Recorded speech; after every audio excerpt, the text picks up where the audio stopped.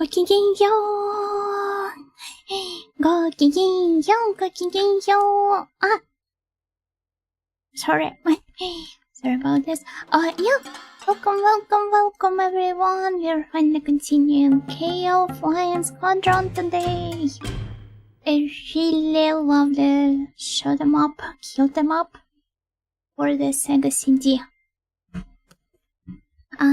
But before we move right into the game, which I haven't touched in, 3 weeks, I believe. Maybe even more. Maybe almost a month. No, actually, I'm not sure if it has been a month, but it sure has been a while. Before we go back into the game, let me greet all of you. So, hello, generic username. Hello, Uncle Putte. Hello, PPA. Hello, Alex. And generic username, thank you for the stretch plus hydrate redeem. Thank you. Also, hello, Augment. Gokigenyo.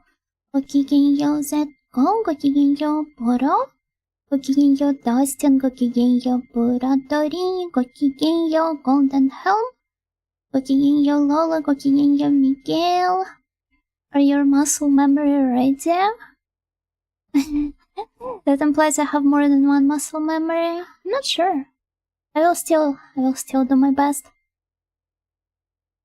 The genre of comedic anime style shmup is very interesting to me. The sense of the art is very particular. Yeah, but at the same time it really aligns with the style of other works in the comedy genre in the anime. A few Parodius games. Yeah, Parodius games are the most well-known of the bunch. Hello, the real Chrome. Gokigenyo. But also another important thing I've got to do before starting the game, it's revealing the ice cream flavor of the day. And what is it going to be? The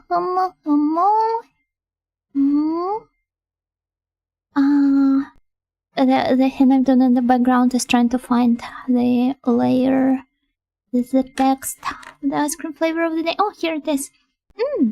So, it's going to be a banana flavored ice cream today. Yatta! I'm actually not sure if it's a proper ice cream or a sorbet, but I guess we're going to find out right now.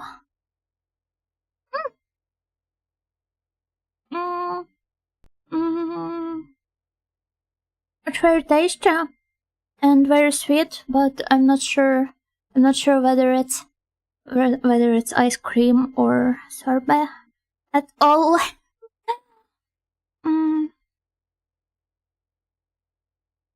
But the taste feels a bit artificial, not really in a bad way. Sometimes it's nice to eat some artificial slop. So I'm going to bet on ice cream. That just uses some banana flavoring. Hello then, Gokigenyo. I went on a walk with a friend and she had a banana too. Maybe it was you. No, you mean she had a banana ice cream? Because it's been a while since I've had a proper banana. I have mostly been buying pears and apples recently. AI generated banana.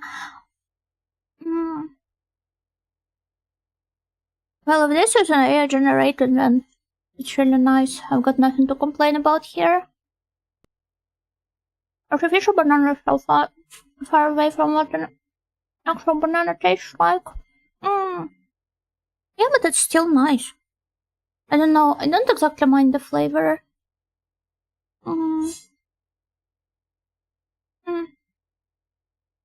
Something like that is actually pretty nice if you enjoy it every once in a while. As an occasional rare treat. Not on a daily basis, obviously. For the things today, I'm run off my feet. Yesterday I agreed to go on last-minute camping trip to Sirenster. I'm not sure how to read this. This weekend, and I had to dash around getting supplies. Mm, did you have to get like all of them? The camping tent, the backpack, well, you probably do have a backpack.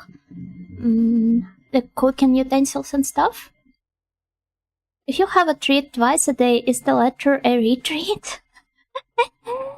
Yeah, kind of like the refeed, but retreat instead.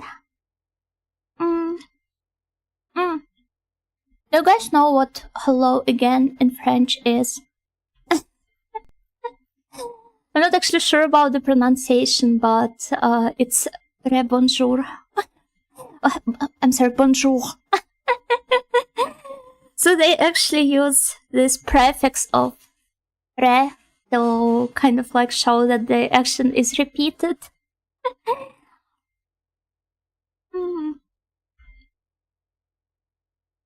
I'll ask her to ohoho next time just in case. Banana ice cream, I mean.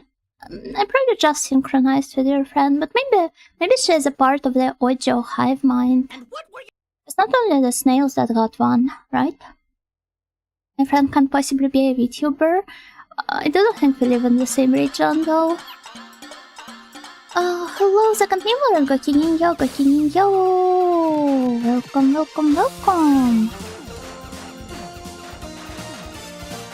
Oh, the scene from that polar bear meme?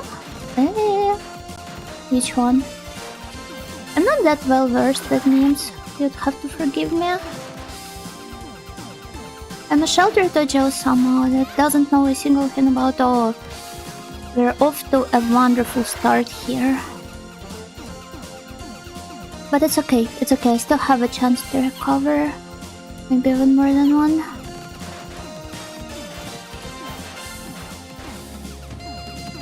This is where this creature is going to appear. The creature is just a tanuki piloting a flying ship. It means you're not terminally online like me. I mean, I am terminally online, but in another way. Unfortunately, the internet is... however funny it is, it's both too centralized and too fractured these days. So if in the past, the kind of like cultural... It dropped right on top of me. The cultural zeitgeist for everyone on the internet, for all of the quote-unquote terminal online nerds, it was roughly the same, and everybody was posting the same memes and sharing the same jokes, the same trivia, everybody knew the same news.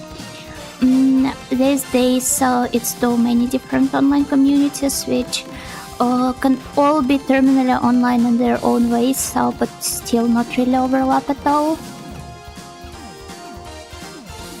I had to get cooking utensils, inflatable pillow, power banks, stuff like that. Terranster is where all the Neolithic structures in England are, like Stonehenge. Of course I've heard of that one! Oh. that's my first... Well, it's not really a dead Yuno yet, but that's my first death for today.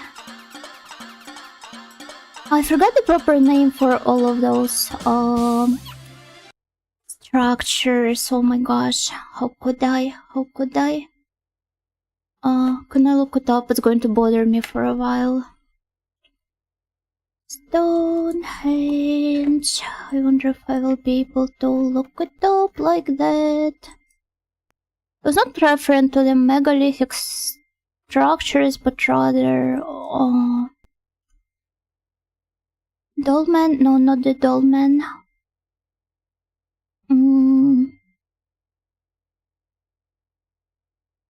Ah, yeah, menhir is the one I thought about. Yeah. Thank you. But it refers, as far as I remember, to just singular stones, right?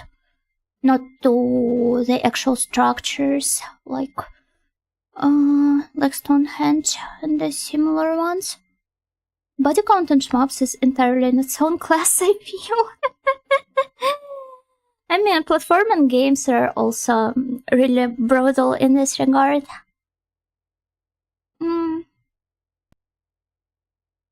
Sorry, I got to finish my ice cream before it melts down completely. Although sipping it down is also nice.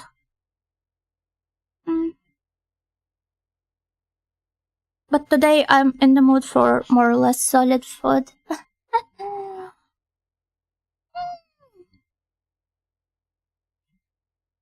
Manhira? Wow, this is so highbrow.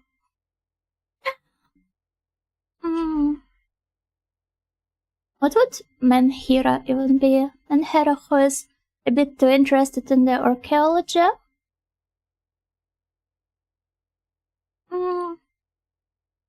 Oh man, this is a really good ice cream. I feel like I got to try a bunch of different flavors I would have never really tried otherwise.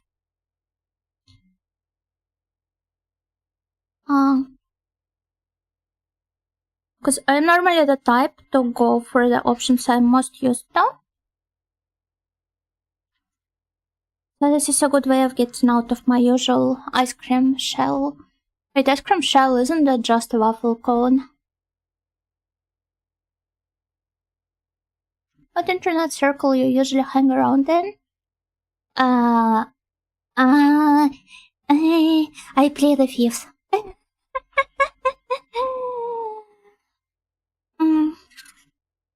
I won't provide any information that could paint me in the wrong light.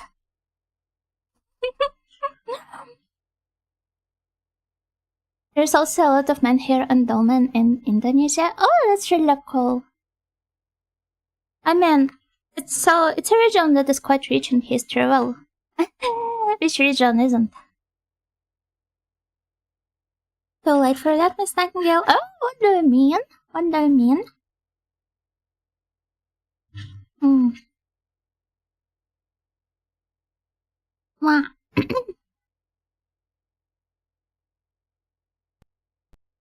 Hello, Mans. Gokiginyo. When I think of menhirs, I always think of Asterix now. It's been a while since I rewatched the Asterix and Obelix movies. So, I'm not sure if I remember the joke you're referring to. Perhaps it's a sign for me to rewatch them. Okay, I'm done with my ice cream. Let's go. It was really tasty. It's so nice that I decided to implement this plan. Hello, Joxer, Gokiginyo. Obligatory the comics for better comment. Maybe I should look right into them. I mean, they're all probably archived somewhere, right? Wow. How many lives have I got? None of them. Oh, wait, one life. Oh, it's still fine, But yeah, to be fair, I'm not an avid comic reader, so even some iconic works, I've not read them at all. Only said menhir because I grew up with Asterix comics. Yeah, and I thought it was because of how much of an architecture enthusiast you are. Also, the Smurfs and Lucky Luke. When I was taking a hike last year, I saw a faded like oh sorry damn, a faded sort of sign with the picture of Lucky Luke, which I assumed was kind of like pointing at some I don't know, probably event related to him that took place there. There were obviously no signs of anything Lucky Luke related. there these days? Did you take a picture? I think I did, but I'm not sure if I want to look for it right now. You really are hooked on Keio. Am I? I haven't played it in 3 weeks. I'm not sure if that's what you call hooked. I admit that I haven't touched the European classics since childhood. Asterix, Tintin, Lucky Luke. I have not read any of them, even in childhood. The only comics I've read were the... well, some local ones. But that's about it. I have next to zero experience with what you guys consider to be the classics outside of the movie adaptation. Well, at least. Those streams? She's an addict. Might as well be.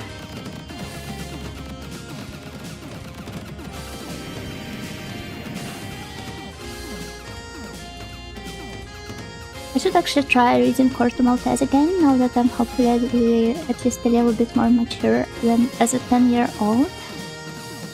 I would love to be as mature as a 10-year-old. I wouldn't have to care about anything in my life. Just enjoying it to the fullest. Though now that I think about it, I was a pretty depressed kid as well, so I don't think that would work. And I guess embracing the lifestyle of a 10-year-old also involves getting rid of some of your agency, some of your autonomy, and I'm actually not sure whether this is an outcome I'm ready to accept. Well, we killed him, and he killed us, which is life. Finnish kids were very privileged because the libraries carried elves. Later they also carried Ghost in the Shell, Akira, Ranma, and others. Oh, but that's really cool. Were they translated into Finnish, or did you read all of those in English? I assume the latter, because of how fluent the Finnish people are in English. Unlike the residents of Ojaland.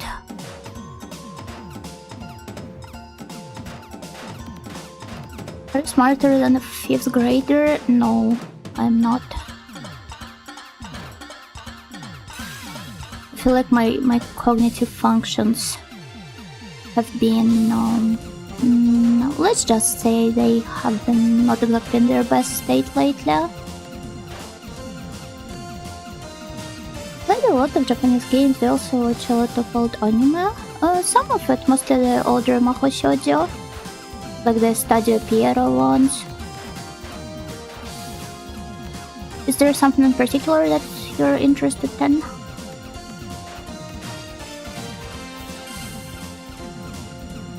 The Bina and the Dandy for me used to have a subscription to both of them. No, this is something I haven't even heard of. So what do you guys say? I'm doing a great job keeping up with the chat while playing the game as a person who hasn't done this in 3 weeks. Please praise me, please praise your audio! Are you better at recognizing a series of patterns than a 5th grader? Depends on the sort of a 5th grader we're talking about. They're mostly in English, at least back in the day. They might be more available in Finnish now that the translation scene has matured. Admittedly, the problem with manga and libraries was always that people would steal them willy-nilly due to low availability in stores. Wow, Finnish kids, I expected better from you. Now I'm disappointed. Fight! Yeah, I'm doing my best. I was also pretty gloomy as a kid, although I'm still pretty gloomy now. Well, otherwise we all wouldn't have been here, right?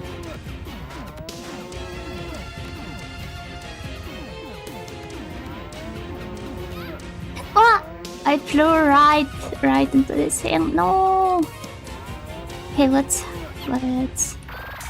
respawn the dragons. We did it. And I think this is the strategy here. Just the way I remember it. Oh, what did I pick up? Ah. The worst item I could pick up here. Anyway, good job. Hello, Kaotango. Yo, thank you. How things are getting better for you? I don't know if they're getting better, but I would like to hope that I'm getting better at handling them. I forgot about the annoying, amusing cow spam. Yeah, wonderful cow spam. It's clearly what you wanted to say here. But your name, thank you for a gift that's up to Kautan. Thank you so much.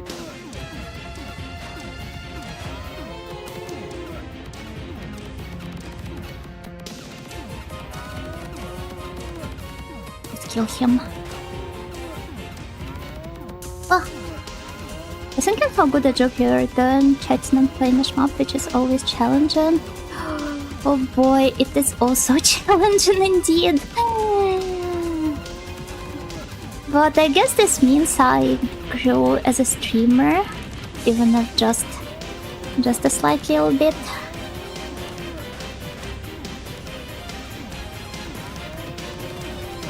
And wow, this guy sure takes a lot of time to die. Oh, nice!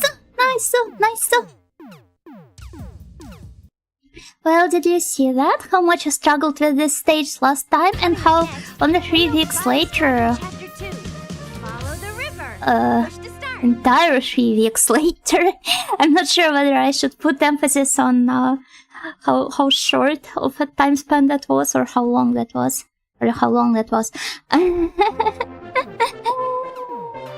I'm getting there on the second try. Hello, Airflow, Gokin yo, the strongest indeed. Hello, welcome.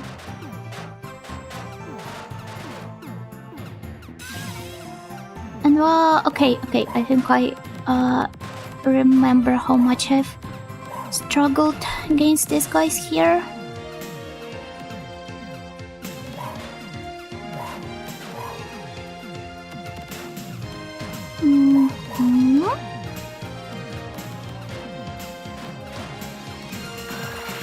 We must discuss the weather. Are you still melting in a heat wave? Are you trying to figure out my region? Wow. Yeah, I'm always melting in a heat wave. No, stop! If you game over from here, do you restart from this level or from the first level? From this level, as long as I don't encounter a game over. Your religion? No, my region. My country of residence. Sorry for jinxing it. No, it was not your fault at all. It's starting to get hot here now though. Just took an extra 2 months to creep over. Soon we will all suffer. It's inevitable at this point.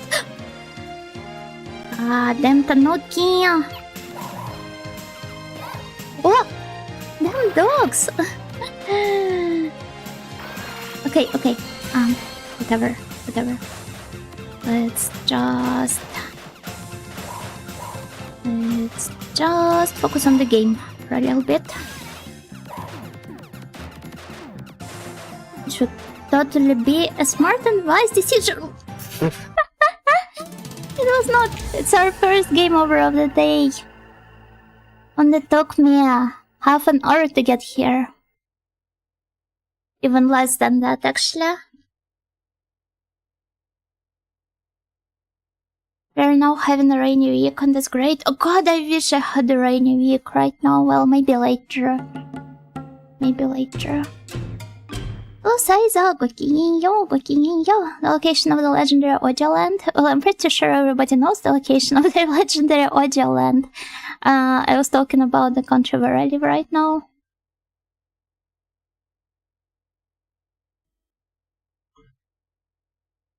It's starting to get hot here now. Wait. I've read this. It's getting really hot here now. I think I've heard how my friend, a VTuber friend from the UK, how she complained about it as well.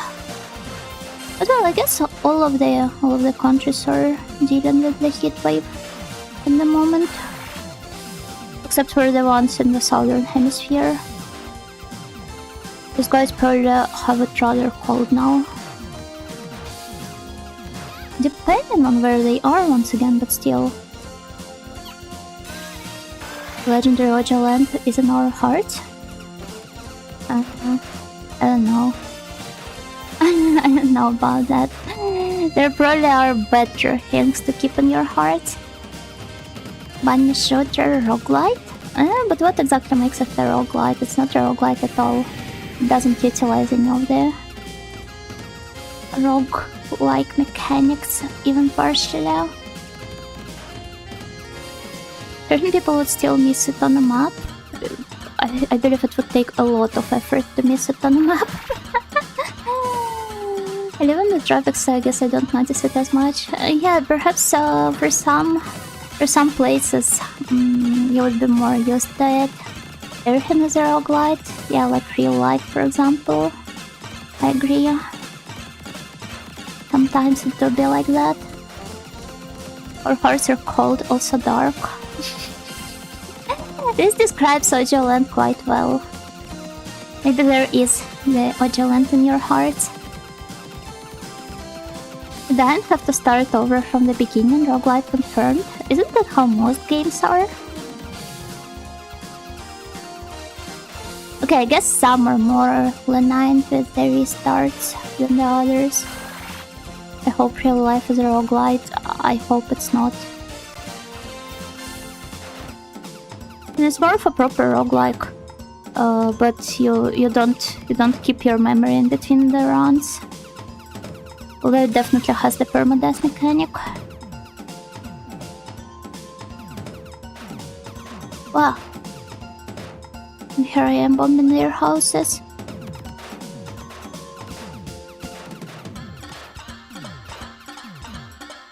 Nice. Let's wait for the little dragon to appear. Whoa. Is this essentially the Hindu concept of moksha? Oh, but I thought reincarnation is a big deal in Hindu. That you kind of do get the chance to restart.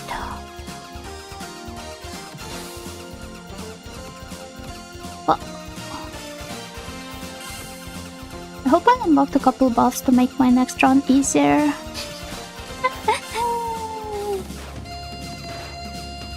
I guess your life work like a Momoso.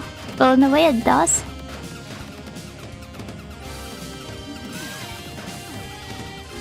This game is a crazier vibe than I ever expected from the thumbnail.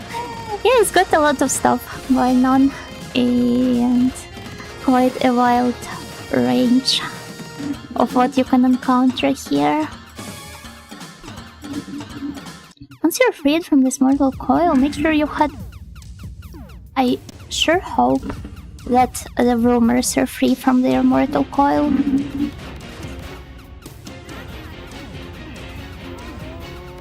What are they doing it for? It pisses me off so much. I'm like very chill when it comes to failing on games and stuff, but this is it just makes me so annoyed. It makes me so pissed off. The rumors, I mean, not on the video game.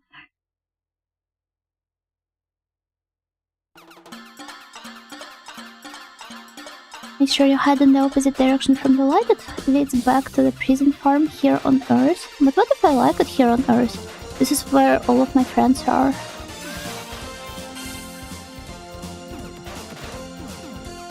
And yeah, I guess reincarnation is more of a strict Buddhist concept.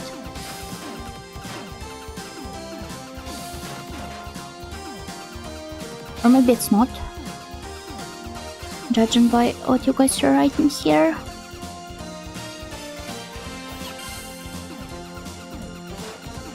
What?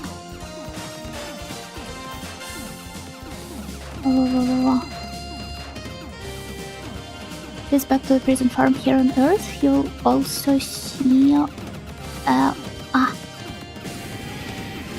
couple of energy elves freak out at you for trying to escape, but they won't catch you if you resolve yourself for it. What game is that a reference though? The different flavors of ice cream each grant you a different stat buff.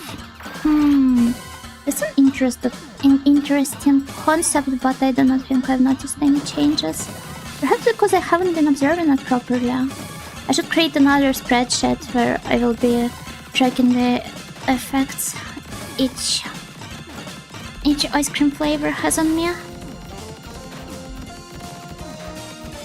This is the only way to properly research it. Reincarnate based on what you did in life, so mess up a little bit to become a duck or something. Honestly, being a duck doesn't even sound that bad. TBH.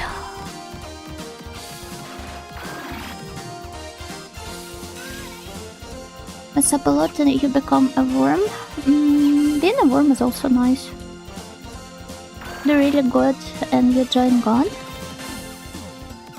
I don't know, I have never joined God, so I can't really test for whether it's good or not, but I wouldn't mind trying being a duck or a worm.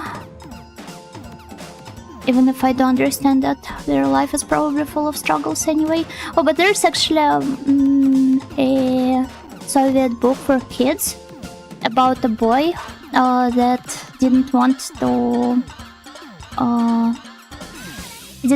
learn, he didn't want to put in any effort, and he was just fantasizing about how he could be like a bird or a cat or something else, and he does eventually end up becoming all of them over the course of the book, and he realizes how much struggle the life of these animals and birds and insects consist of.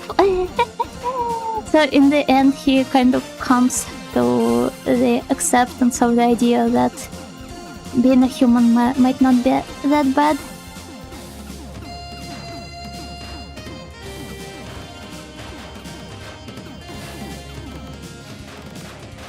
Wow.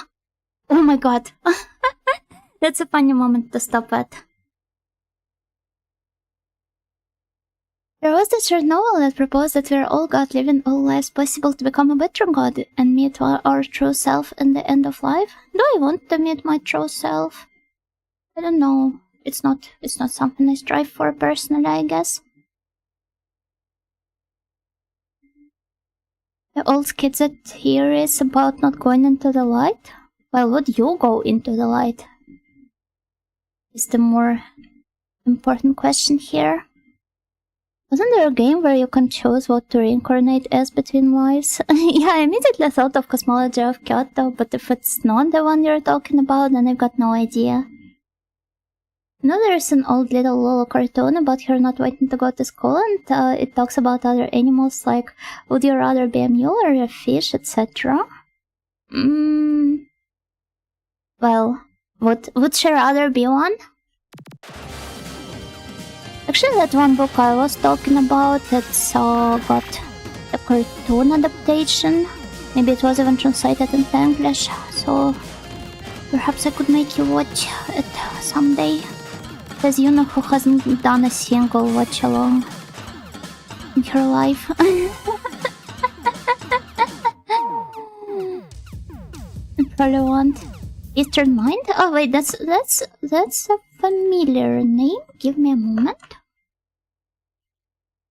Eastern Mind.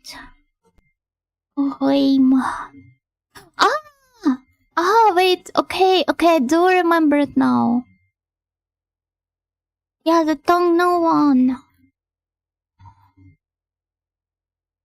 It's pretty visually impressive, right? It did inspire quite a few of these modern quote-unquote schizo games, I believe. You can definitely see how the influence has rubbed off.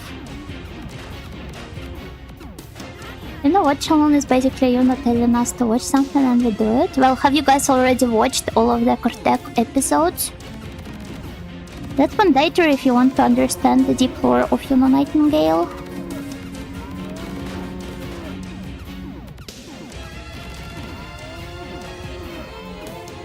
What are you laughing at? You're required to, as my servants. Ah. No? How dare you?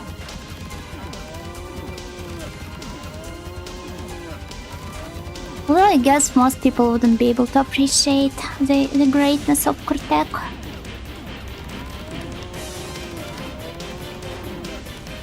I wonder what this cow did in his previous life to deserve this. To be clear, it doesn't even seem to mind. It appears to be perfectly content with its current life, getting bombarded by me, and bombarding me back.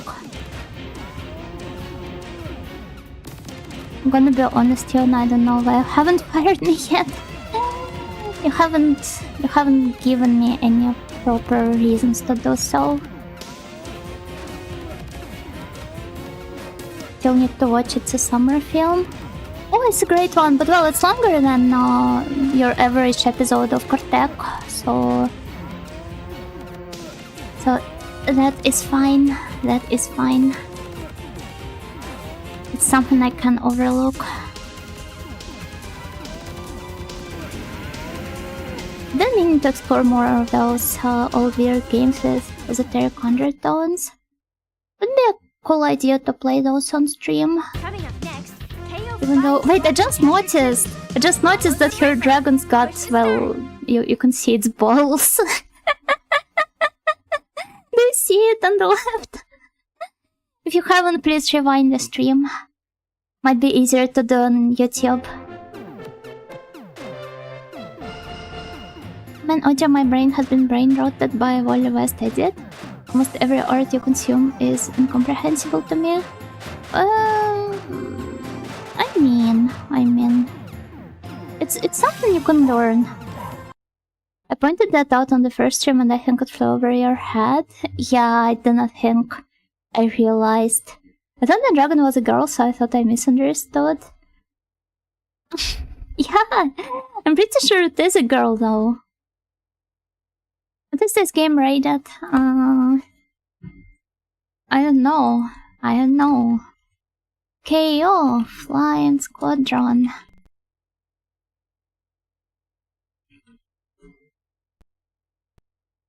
E for everyone.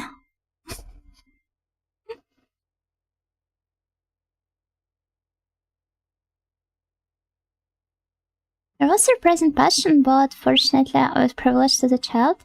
Cortec appeared on Pikku Kakkonen, the premier children's show in Finland regularly. Yay! I guess it has well deserved its appearance there. By it I mean the show. Obviously I would refer to Cortec as him. I guess Dragon Balls don't count. Haha, Dragon Balls.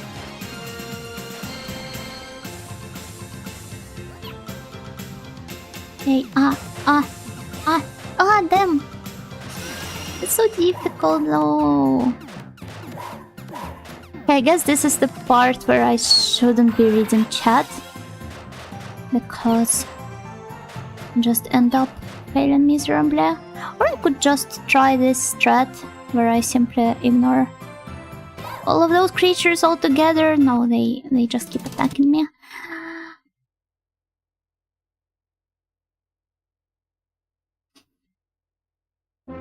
But yeah, unfortunately, with me being the sheltered Ojo that I am, some of the jokes you guys point out, they do indeed fly over my head.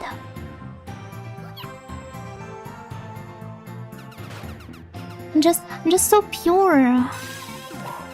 So pure that I fail to understand them, obviously.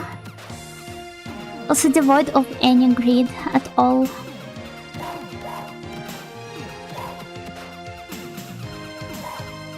It's not our fault, you're kinda short.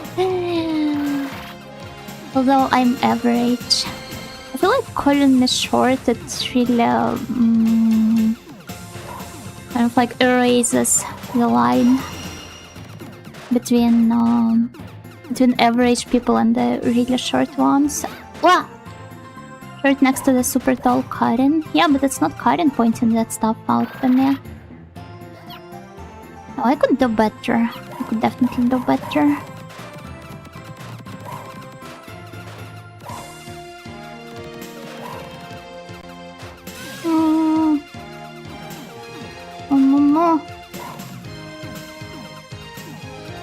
Okay, finally we've gotten through here. I'm going to kill these guys. I'm not sure if your playthroughs are long. Yeah, the long part about me, probably. How tall are you? Oh, 158 centimeters.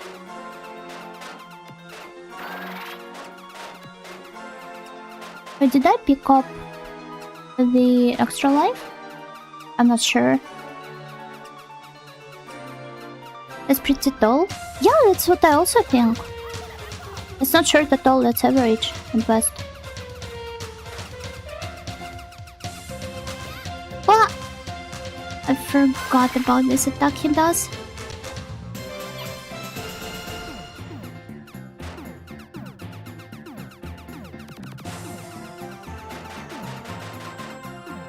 Yeah, it's not okay at all. You're tiny, I'm 194. Well, that's pretty tall, but I assume you're a dude, so... Why then? Yeah, like you know from Hidamari sketch.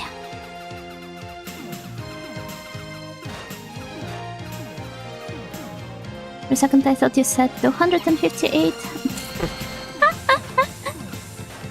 Like Hashaku-sama? That would be an interesting concept to explore, but no. 150 centimeters in Europe must have been rough. No, not at all. And it's 158, not 150. The 8 centimeters difference is a lot. Imagine, but it's the penguin drum transformation.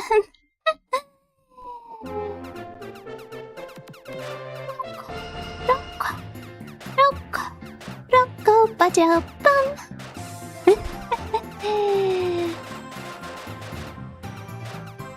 Average height for a woman in the US seems to be 160 centimeters.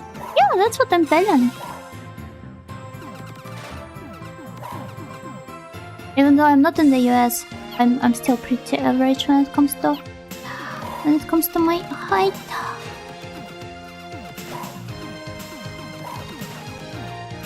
God, I wish I could handle these dogs better.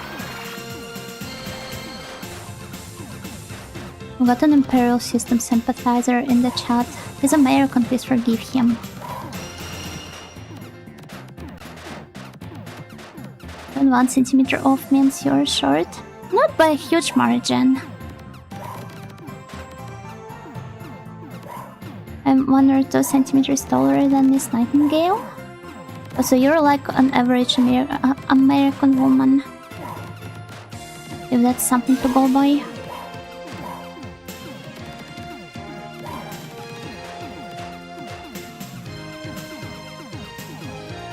Only person is that tall, dogs complete. I'm not fat. Fair. I mean, there are some conveniences to the short height as well. I do not really think that one is inherently better than the other. Like being taller or being shorter.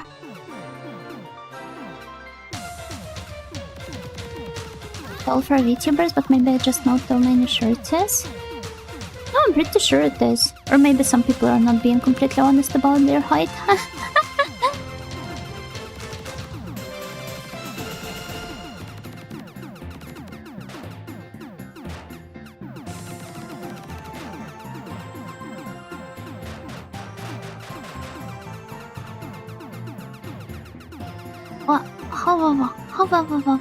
Oh, I can't believe I've gotten through this segment and somehow like survived it altogether.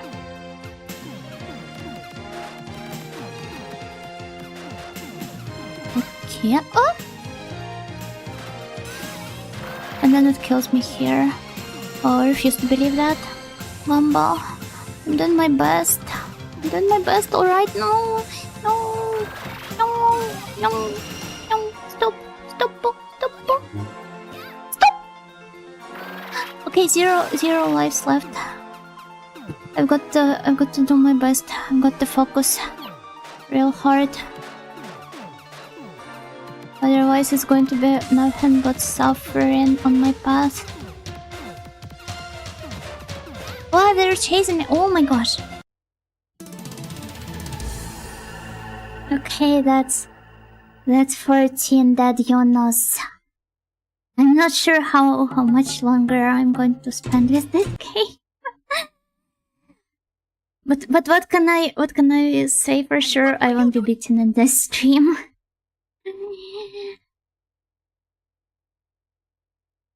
It'll be nice if I get to kind of like regain my progress from the past stream at all.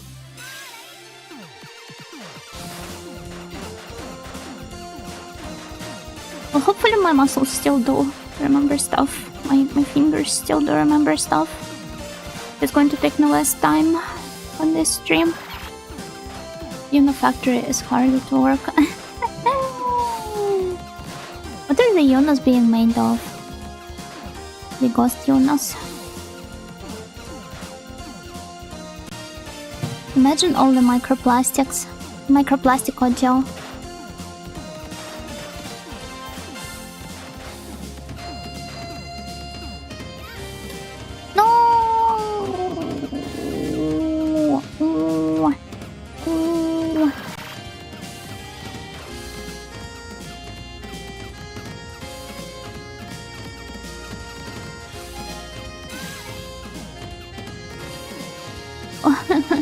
I failed to kill him. Ice cream and old magazine. I don't even like ice cream that much. Just started eating it for the streams specifically because I felt like it is kind of like obligatory to eat ice cream in summer, and I have been missing out on this in all of the previous summers. It's like there's a hidden lab left behind unsupervised somewhere, set on autopilot to mass-produce Jonas. This is quite a horrific setup you came up with. What would they even do with all those Jonas? Hello, Xenomorphica! Goki-yin-yo! I'll only be worried when you swap our teapots for upside-down ice cream cones. No, I think this would look weird. You guys probably wouldn't appreciate it. Although maybe as a temporary summer outfit for the Night and Snails. Like the swimsuit, because you guys can't wear swimsuit, but you probably still want something summery to wear, right? You might have given me an idea here you never wanted to give me in the first place.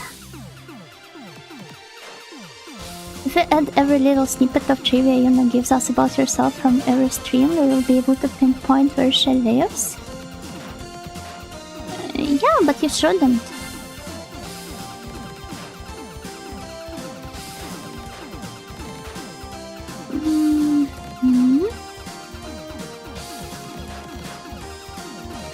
Yeah.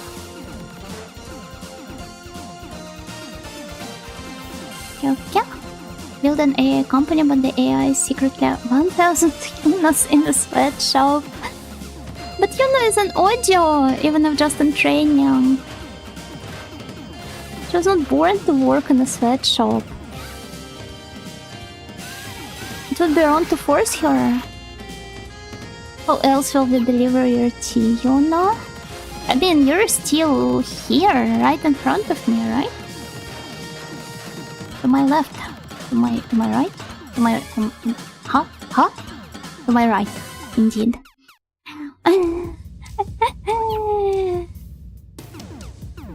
Why are you still here? No! Do not mind you guys being here at all. I'm really happy to have all of you here. You keep standing there. You're useless. Oh, please note it was not me saying that. But I guess all of the servants secretly want to LARP. As the strict Wajo-samas every once in a while. Ah, the cow killed me.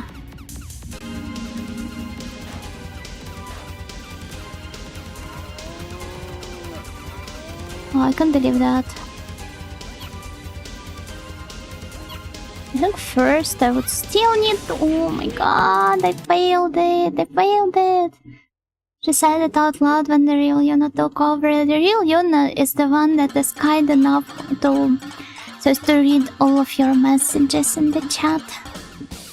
The ones she's able to keep up with, at least.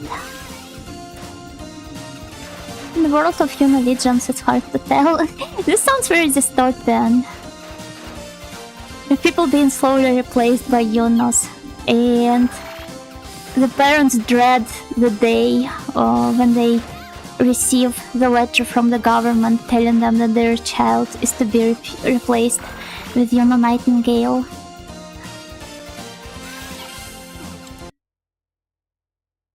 Do you have a PO box where people can send you stuff? Obviously not where you live, perhaps a friend's house, or if I remember correctly, there's a service that accepts mail for you.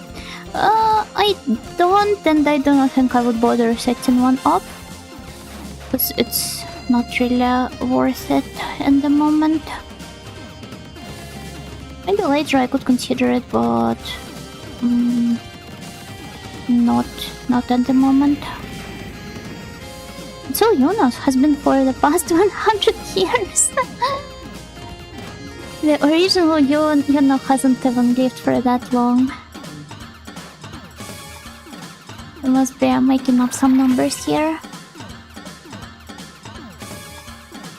When she ignores YouTube, it's because it's the AI? Excuse me, I never ignore YouTube. Or at the very least, not because I want to.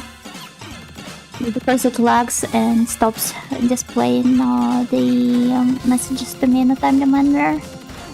Just legit stops refreshing the chat. It's a lot of hassle. Exactly, which is why I don't really want to bother setting one up. Not right now, in the very least.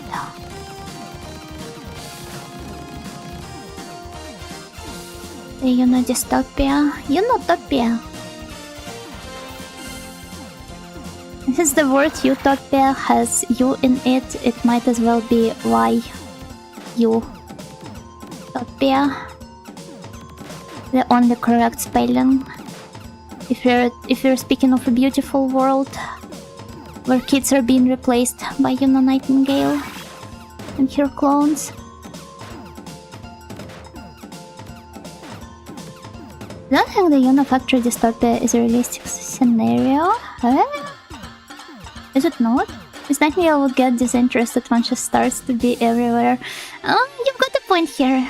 You definitely have got a point here. Maybe the snail is the real Yuna while the poor girl is just someone the snail randomly possesses? But you've got an entire hive mind for you. Isn't just some frail, beautiful blonde girl too much? I have already figured out how big of a scene the grid is. You should be content with all of the bodies the hive mind has.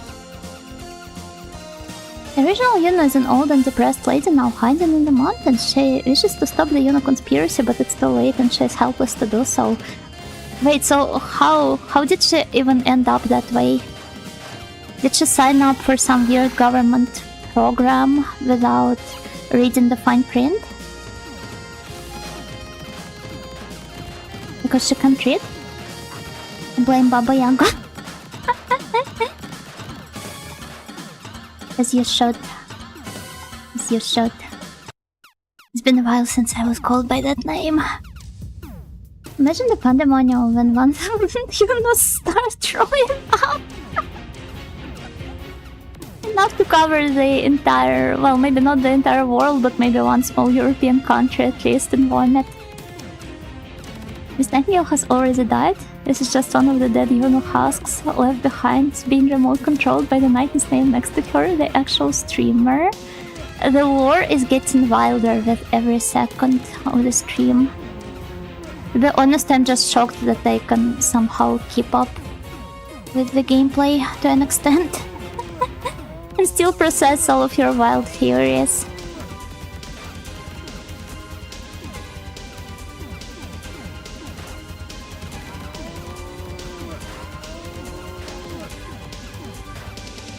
Okay, we finally killed the monkey. Over here next.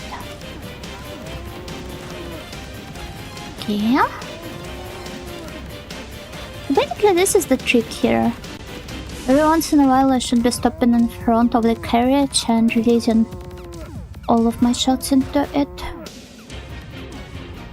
It's literally just keep shooting and the enemies will die. The trick to playing all of these maps. Finding Yuno is probably one of the best things for puke fetishists. I don't think any actual puke fetishist would be able to understand my intricate relationship with the artistic depictions of vomit and my extremely traumatic experiences with actual vomiting. Coming up next, Keio Flying Squadron Chapter 2. You also have to be careful of people putting trackers inside of packages with PO boxes. Oh yeah, that's also true.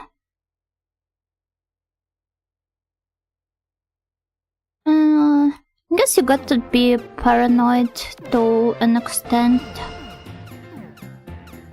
Not even as a content creator. I hate that word, by the way.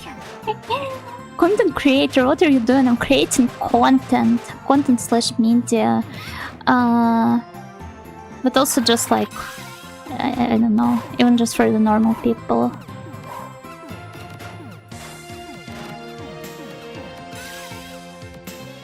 Is a better word for it? I don't know. About artist? Performance artist? I guess streamers are kind of like influencers. I understand that a lot of people are using it as... Why did I do that? As an umbrella term and do not actually mean anything truly bad here. But it still sounds kinda almost derogatory. She signed the disclaimers of a new game without reading the 300 pages of the fine print first. This is why it is so important to do the manual reading streams. Here, sign this. What's this? Oh, you know? You know? Okay, I will sign it. This is probably how it went. Maybe Yuno tried to become a kaiju, but instead of one big Yuno, it made lots of normal Yunos with the same mass. There's actually an idol group consisting out of, well, chubby girls.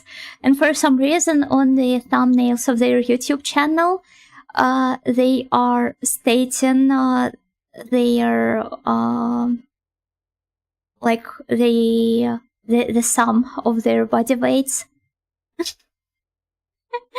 Like, in total, this idol group weighs, I don't know, 700 kilograms. It's so weird. Yuko's only coming up recently because she mentioned it last stream. I'm sure I'll find something else to latch onto soon. Make sure it's something less repulsive than puke. For most people out there, at least. Because I can somehow feel that a lot of snails are not really appreciating these discussions.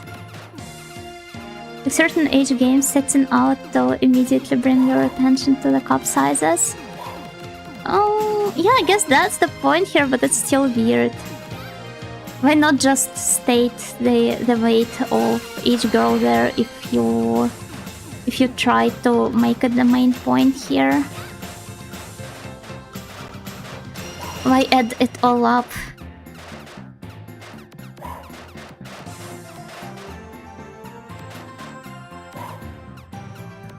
my opinion, the YouTuber or streamer label is sufficient. Content creators slash influencers feels too corporate, while artists don't cover a lot of what streamer do. Yeah, I also do not think that streamers are quite artists, and I'm not trying to assume one is inferior to another. They are just somewhat different.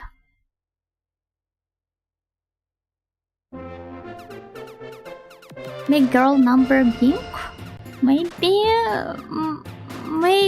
but I still don't quite understand that logic. Oh wait, but maybe it's because some of them are closer to the normal weight while the other are more like closer to some really high BMI. So if somebody was to like divide this sum by the number of members in the group, they would end up with a relatively acceptable number for everybody.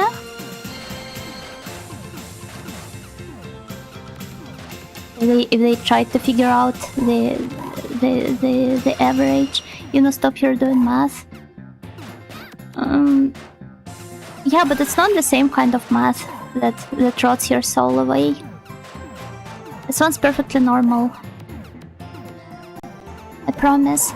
Divide the what by the how and the how? I mean, on the thumbnail, it says their collective weight. So say there's like 7 girls in the group, and something like, I don't know, 752 kilograms is written on the thumbnail. So like all of the girls in total,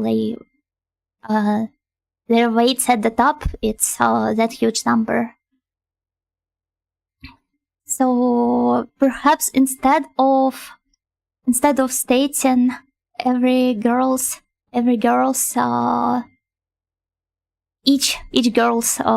weight, they would, yeah, one might be on the 45.5 kilograms.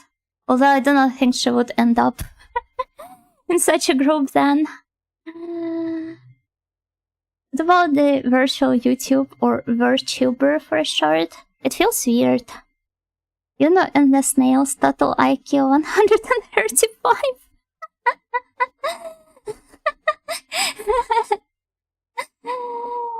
They're selling anime girls by the pound now? Well, you put them in a bag, put them on a scale, and it prints out a barcode label with the price? That would be really weird, but no, I'm speaking of like actual flesh people, not the anime girls. Although I guess some people consider idols to be 2.5D. Why are we talking about weight? I don't remember. How did it end up being this way?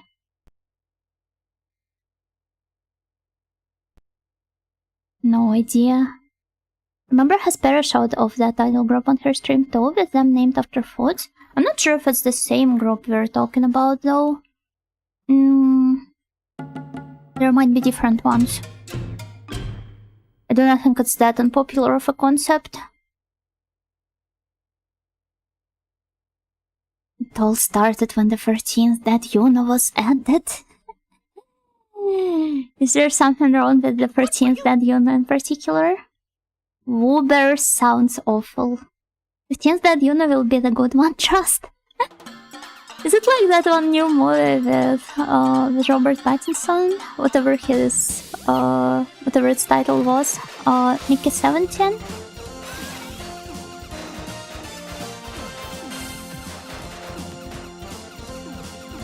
I still haven't watched it. This game is pretty tough, huh? I mean, it's a shmup. Only natural for it to be tough.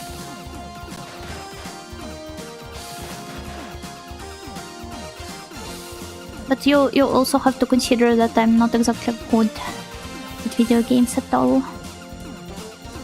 I know that with my stellar performance in the platforming games, especially over the past couple of months, it might be hard to believe that. But I'm not much of a gamer at all. Big idols into groups fighting like a kaiju movie crossover fight?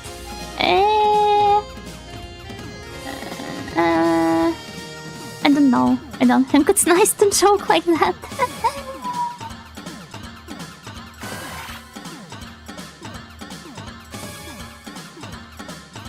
But there also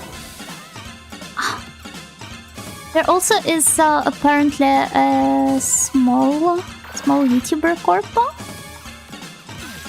the Japanese one obviously, which also features champion YouTubers.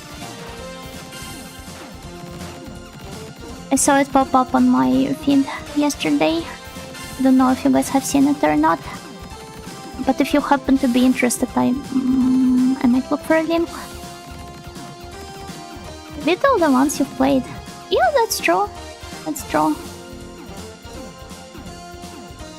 Small YouTuber corp are romantic.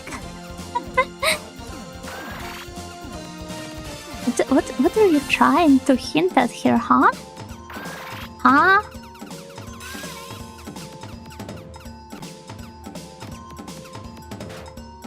This part's extremely hard.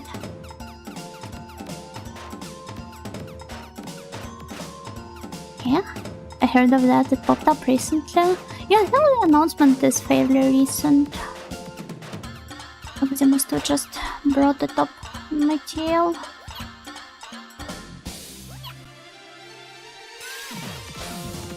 Okay, nice.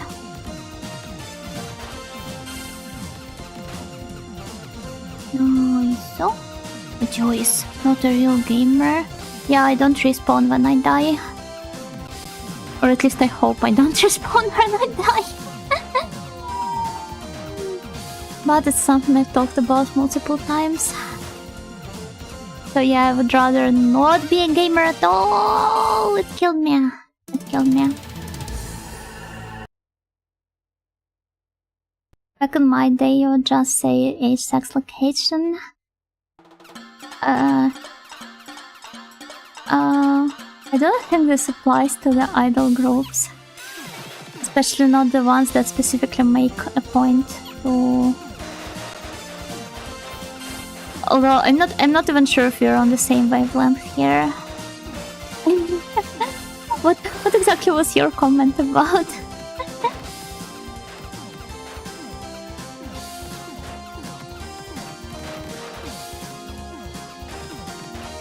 Okay.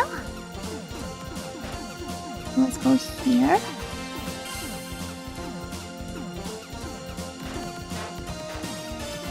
But yeah, the game sure is hard. I'm a tough girl. I can do this. I can get through it.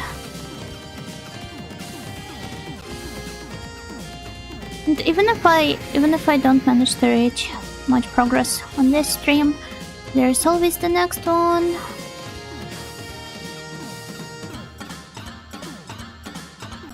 It's okay, what matters the most is beating the game in the end, not how much time I spent doing that.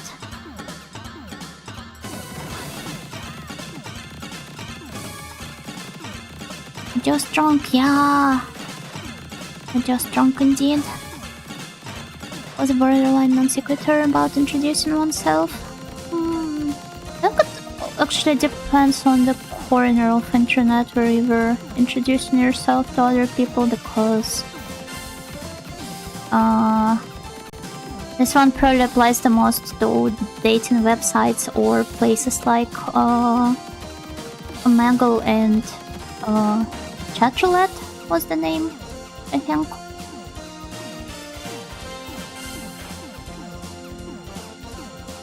So if you had no interest in hitting up on randos online, then you might have spent your entire life without ever introducing yourself like that. And now remember Omegle? Is there something wrong with that? Really, it just seems to be a matter of memorization since the enemies always spawn the same. Yeah, I mean that's how the shmups normally are. Also, Straight Plus Hydrate. Thank you, generated your name. I'll make sure to go through those once I'm done with... Oh, either with this level or when I die.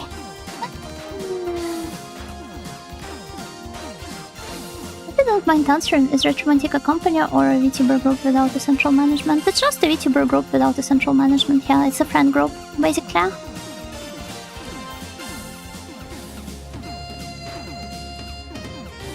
I've picked up so many confusing expressions on that website, such as...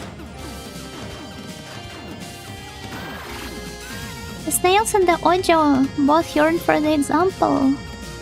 If you think about it, Retromantic is more like a cooperative, a content farming cooperative.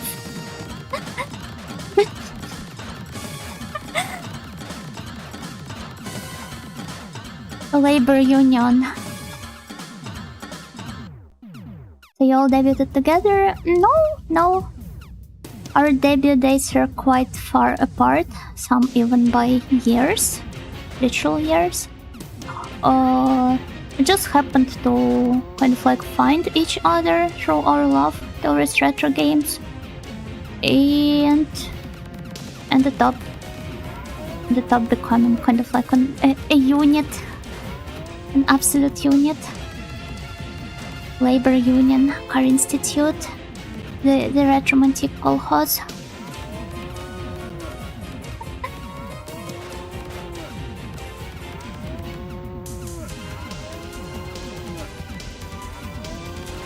It seems like one of those games where you become severely underpowered if you die. Look at all this firepower. This is also how most of the shmups are, I believe. And this one is rather generous in this regard. Because if you take a look at some other examples of the genre, you'll notice how they... If you don't get to keep the power-ups you've gotten in the beginning of the first stage, like first ever stage of the game, or at least in the beginning of each stage, you're going to have a really hard time. From each tuber retro according to her abilities, and to each... Oh no. Oh no. Somehow that sounds like a really bad idea. Well, maybe it's not that bad on paper, but in practice, oh yeah, it sure is. But that a lot of niche horny talk on that website was unfamiliar to me. They legit acted like a dance anime protagonist with those people. Wait, so you didn't have them on dressing right in front of you as soon as you entered the chat room? Weak. Coming up next. I remember how my friend was visiting me after like an anime con. She came to my town, a pretty small one, but they organized that con there from a much bigger one. And she missed her last train, so she was kind of like forced to stay there, and I asked my mom if she could stay at our place. And my mom was really nice. She just went to her friends to spend the night there. Well, both her and my dad. And she ordered some pizza for us. And that girl, she suggested we go to a mango. She was also wearing like cosplay. So she was like, "Yay, let's go to a mango." And I was like, "But there are going to be penises there." And she was like, "Yeah, who cares?" And as soon as we enter the website, we are greeted with some guy stroking his dick. And we both just started screaming and closed the tab.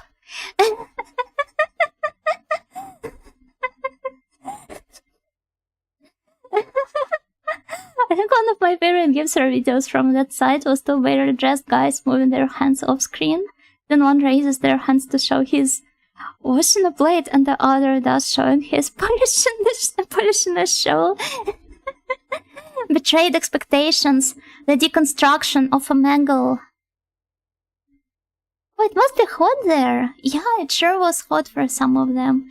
Maybe they started experiencing a heat wave way earlier than all of us did. They're known as 1.5 life games. You get 1 life, then if you die, the 2 remaining lives are like half a life. Gradius and R-Type are like that. Yeah, Darius is kind of like the same, right? You know, it's like Cassandra, her warning was not listened to until it was too late. True.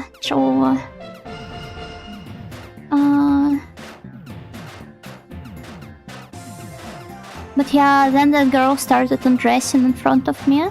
Because we were both girls.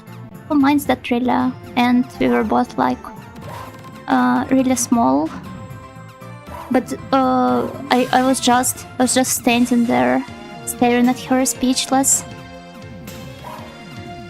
I think this was one of my first, like, what they call awakenings.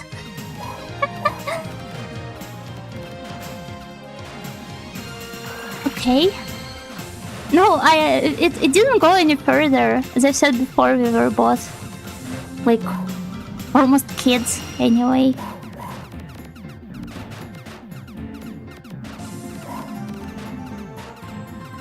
But yeah, and these days this girl is, I think she's doing some, like, R18 cosplay online.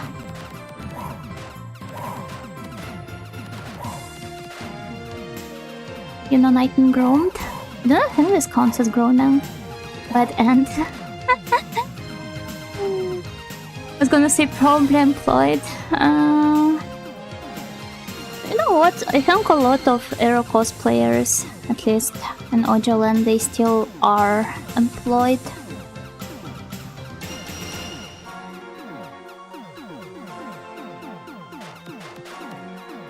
But, well, yeah. Everyone needs a hobby, I guess. Yeah. True. Just innocent eyes have been spoiled by her own friends. Yeah, spoiled is a good word for that. It's so pretty though.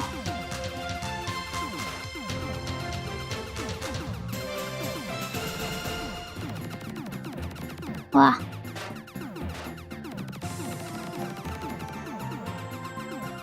Okay, this is where he starts spawning these hints at me. Ah! I didn't expect the last one!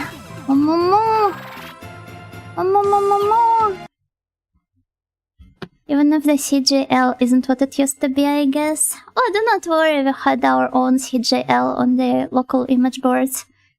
And it was just as, if not worse, because it was kind of like all focused on one country rather than being some global thing. Lumbo on the boss? It's going to be a while before I reach the boss though.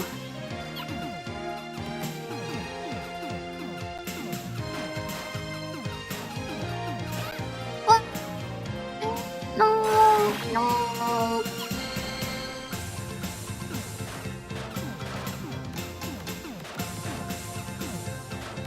Wait,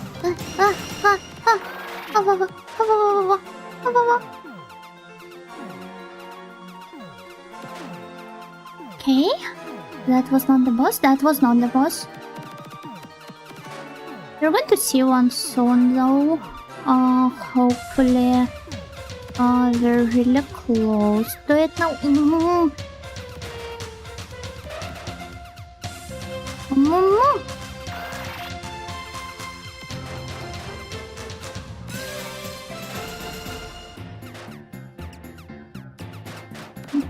Okay. All the rivalries and hatred for a local and with a better system of transportation to realize it. It's a small town. I know where you live. I mean, a lot of those conflicts, they were exactly like this. So it was still pretty personal. And one would argue that there was kind of like no real anonymity there at the time. Okay, I think this is what I need here. The stages seem to have a mid-boss. The flying guy was a mid-boss, yeah, but this is what the actual boss is.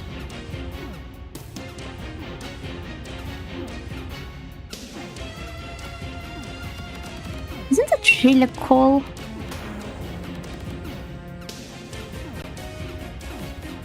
Regardless of what you guys think, it is.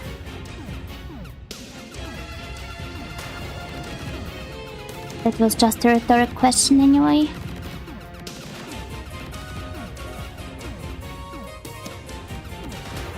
I got to keep an eye on the wisps.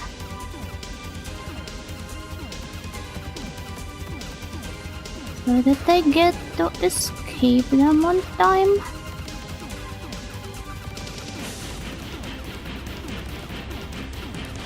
But also, fighting these guys is so annoying. And the screen keeps blinking all the time, so makes things all the more difficult. But no matter what, I will still persevere. Because this is who I am. You know, night in game. You know, might in game even. Oh, now she's spamming the crabs.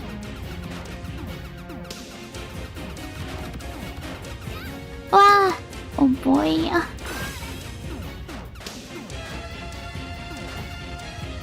Okay.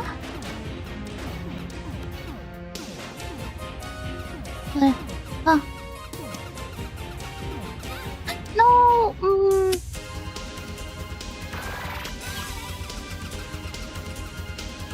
Let's pray for my success here.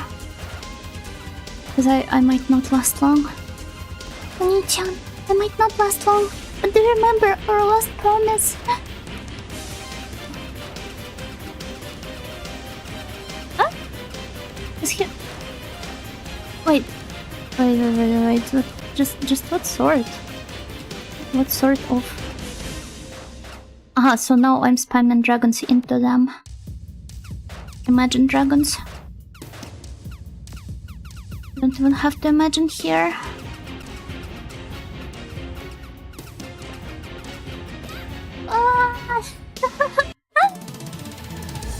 Okay, it's still not over. It's still not over. Imagine one of those small towns where everyone knows each other, but everyone's also a dweeb with niche hobbies and they argue and gossip about that instead of about someone getting drunk at work again. The small cosplay town idea was also reminded me of that Diablo 2 commercial where all of the guys' neighbors were just Diablo classes. I was so focused on reading the chat I forgot I had limited time to start the game.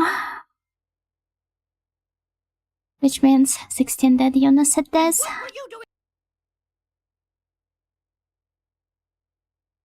Now that I think about it, pretty much every girl from old VK days now does R18 cosplays.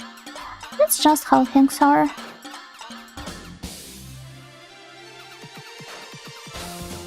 And I mean, there's such a multitude of them that...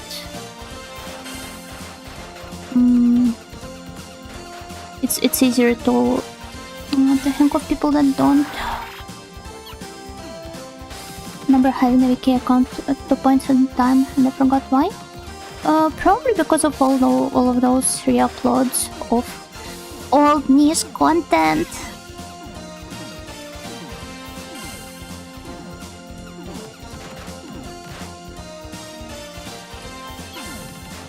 I remember pointing out to the re-uploads of Takarazuka stages, for example.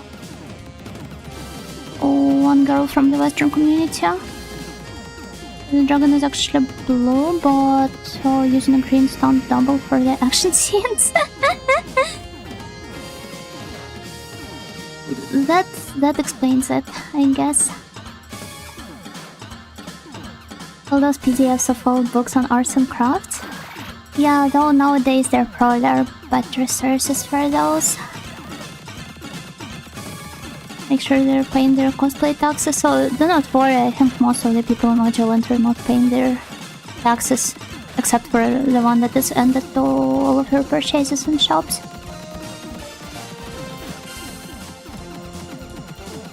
And then appearing before that, the page of that new folk / Marshall Industrial online radio stations. There was one like that? It's really cool though.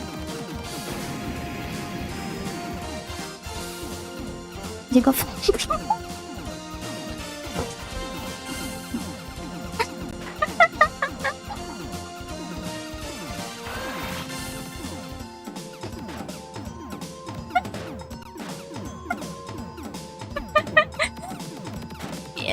You probably should avoid calling it that, even though this really describes what most of its audience is into.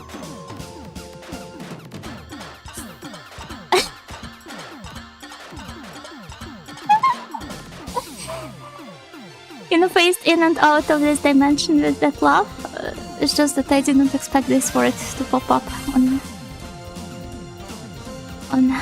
my stream. Do you want to take a break after beating the first boss? No, I can still keep going. Don't feel like taking one. Not right now, at least.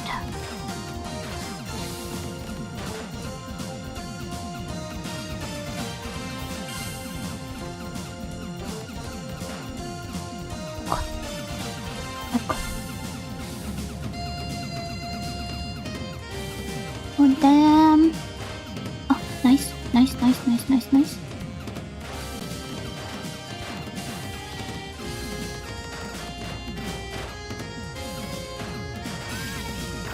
Okay.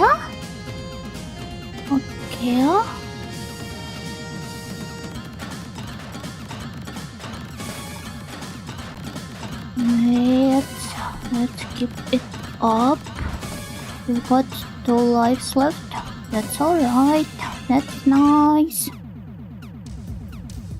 A surprising amount of YouTubers have such a background too, but it takes all types. I'm not surprised that some of them are becoming YouTubers. I mean, a lot of people are not really vocal about it. So I feel like mentioning this would kind of like be akin to invading their privacy in a way. Not a nice thing to do.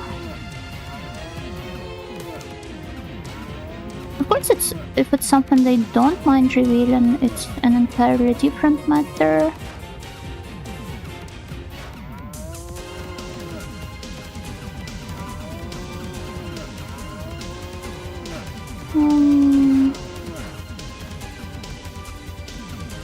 But I've noticed that the Western YouTubing community just really hates keeping things separate.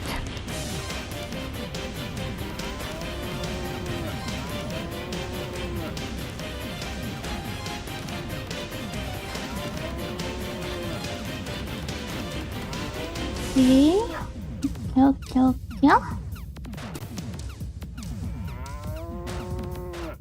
Poor cow. I do not want to be hurting it, but I still end up anyway. Hurting there.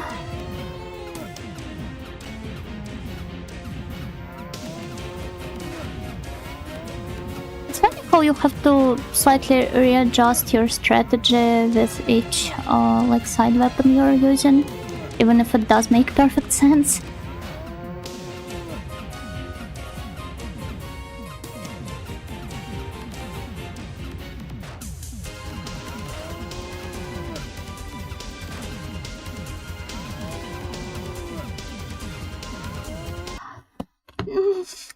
I've collected evidence for something I mentioned a few streams ago. Let me compile it into an Imgur and send a model. Alright.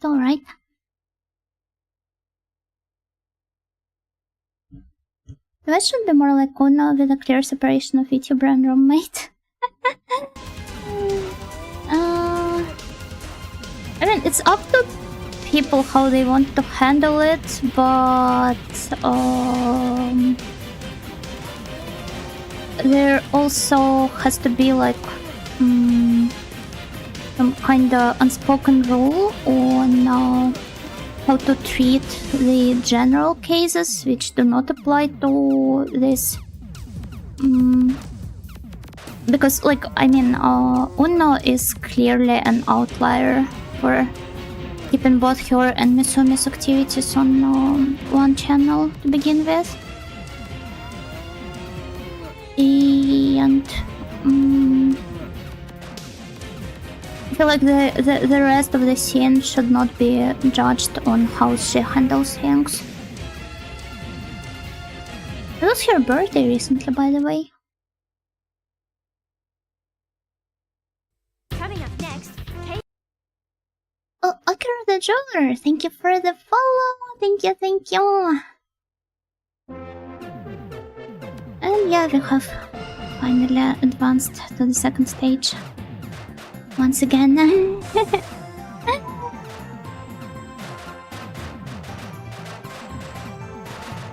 I'm going to see this stage a whole lot more times. Should I maybe stick to this weapon after all? Well, I guess perhaps that's a bad idea. Unless...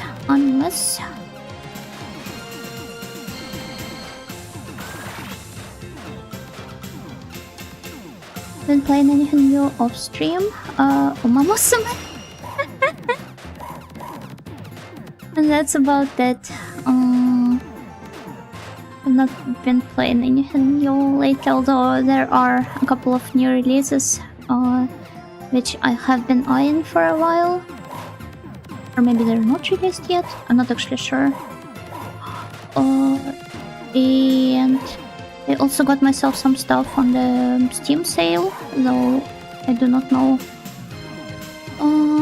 how much time it's going to take me to get around to playing it. But hopefully eventually I will get there. Just stopping by to say hello, Caitlin, have a good stream. Yeah, of course, thank you for dropping by. And good luck, have a great rest of your day. So, not new then. Honestly, it has been just the Umamusu. Ah! You're right into me. But at least I got to grab that one power up. Not the power up, but the extra life. So it's still fine, but could have been better, I guess.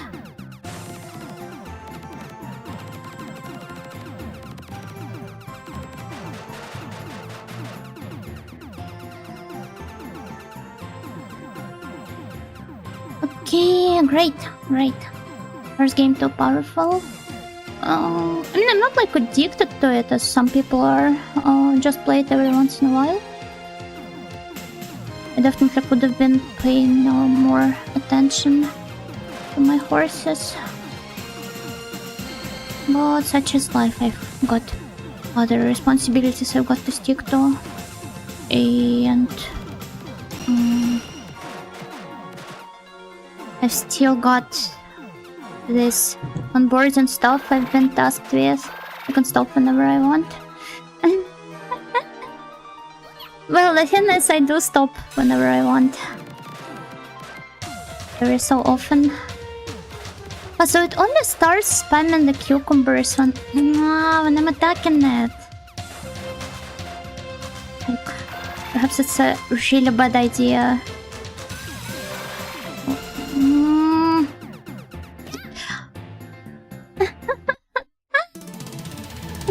Okay then. Hello Parma, hello Gagigeyo. Actually, it is strange that the counter with X next to Miss Nightingale's icon increases whenever she dies. No? Why would it be strange? I mean, on the left side of the X, there's one dead Yuna. So we're multiplying the counter on the right. By life counters usually count down, but this is the death counter. You're seeing dead Yunus there. Does she look alive to you? That's right, not at all. I wound up find the binary world for the PC at last. As a previous console player, the mods are life-changing. Maybe I should try doing the same with Stardew Valley.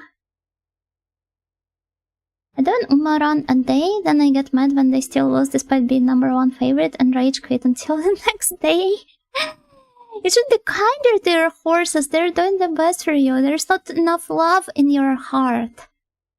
You're failing them as a trainer. And yeah, that's the horse game. They must win? No! No!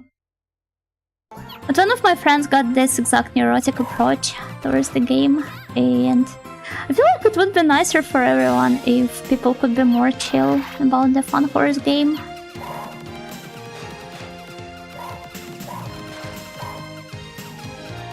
It's not that deep, it's not that serious.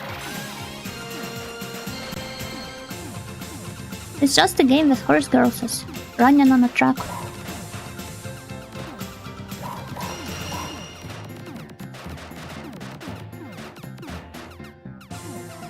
I'm currently saving for the Kita-san Black support card right now.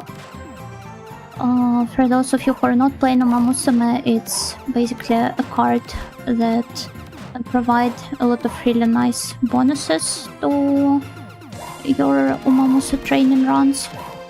So it's kind of like a must to have it. A meta card, if you will. But other than that, I just plan for rolling my favorite girls. Never played it, but I thought I'd see a game more prevalent in the VTuber community than Suika game.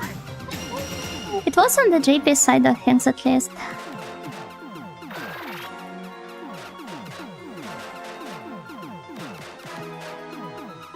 No, Mom, it's not just a game. It literally is just a game. And you got to enjoy the time with your horses. Just want to see their story to completion and their constant losses are impeding that.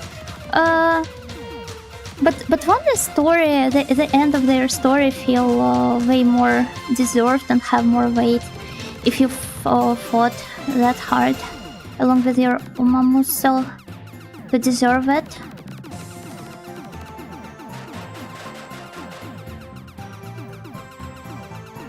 It's okay, I believe in you, you've got this.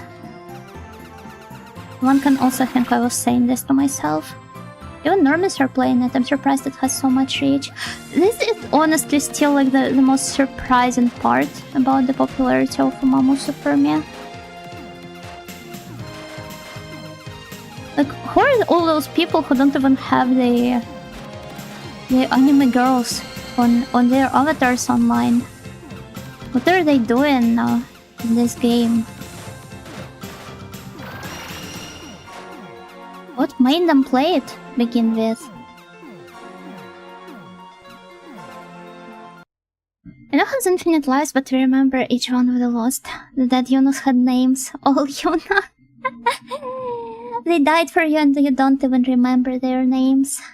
Like the small dragon companion. Yeah, it's cute. It reminds me of the dragon from Korean Child of Dragon.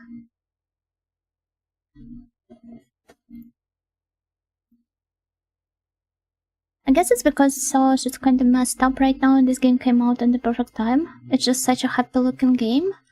Ah, so you assume there's kind of like an escapist element to it? Maybe. Honestly, I'm not sure.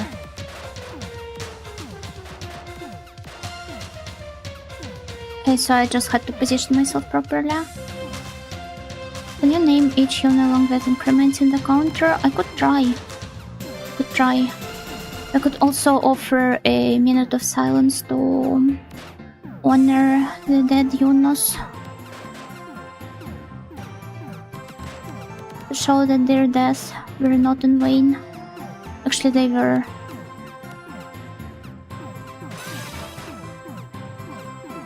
I realize Yuna Nightingale, she never high scored. I'm not playing for the high score.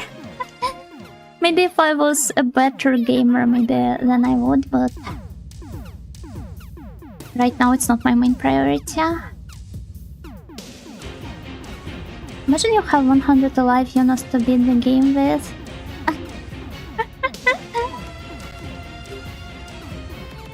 Maybe I should also like pre-record my screams as if I'm being tortured there in the background while I'm dying, so that it plays through while I update the dead Yuno counter.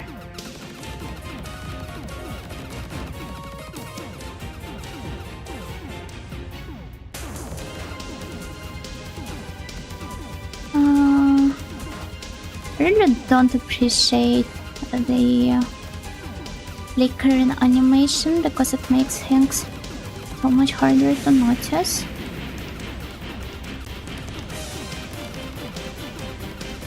Okay. We've moved on to the crab phase. And oh boy, it's real hard.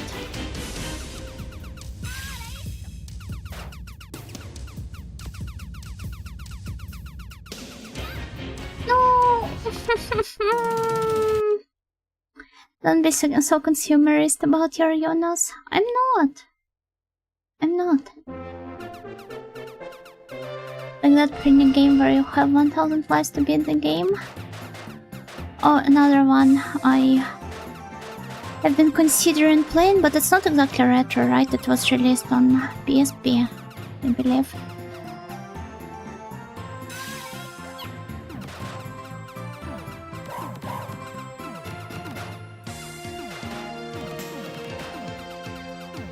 My heart wouldn't be able to take it. It's okay. It's okay. They're not actually tortured. They're just doing it for the beat. Like Londonian Gothics. Well, Londonian Gothics was great. Man, it's such a wonderful game. I wonder why doesn't it have the translation patch. But yeah, it was not retro. It's not a retro game because it's a DS one. PSP would get sold as a retro console, wouldn't it? Yeah, but for the handhelds, I think they have to be a generation behind. So if for the like bigger platforms, the home consoles, the cutoff starts in the 6th generation, right? PS2 is 6. Then now for the consoles, it's the one before. Which I guess some people could find somewhat unfair, because the technical capabilities of, say, even the DS, they fall behind even some of the older home consoles, right?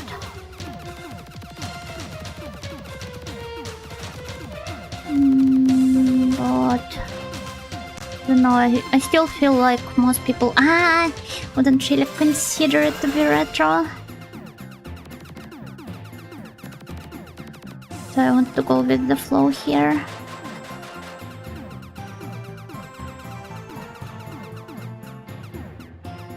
Okay, a new Retro Sun 9 dropped. Let me see. Lures you in with the cute visuals, then hits you with the bullet hell. It's not really bullet hell, it's just a normal shmup. Also, hello Chris, got kicking yo. But also I went in fully expecting a shmup. So it's fine. PSP is part of the PS2 era, technically still retro.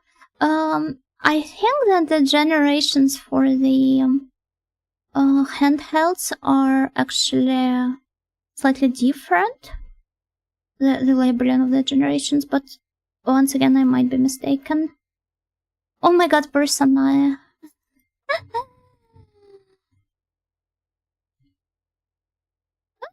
Wait, what is going on?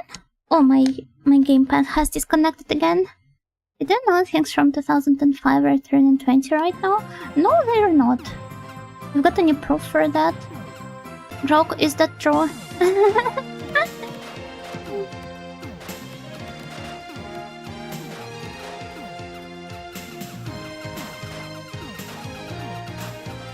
So I wonder what exactly speeds up or slows down the the projectiles here. No! Tragic. So tragic.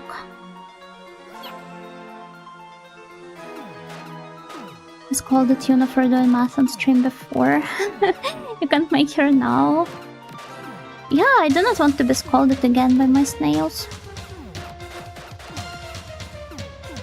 Wait, if you're scolding me being my servants, does that put you guys into a position of my, like, caretakers? The snail nanny? The one who raised me. Who's this John Retro that decided the classifications anyway? It's the collective subconsciousness of certain corners of the internet, I guess. Isn't it normal for baymates and butlers to look after and sometimes scold their charges? No, you're supposed to let me indulge in whatever I want to do. Wah, wah, or I'm going to throw tantrums. The audio suddenly embracing the go-go gaga mentality.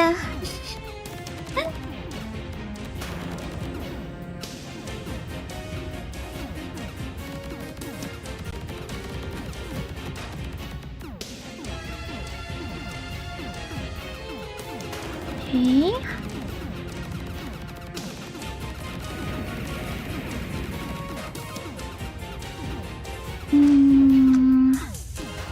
It's really tricky, you know? Oh, but I think this time it took me slightly less time to get to the crab phase.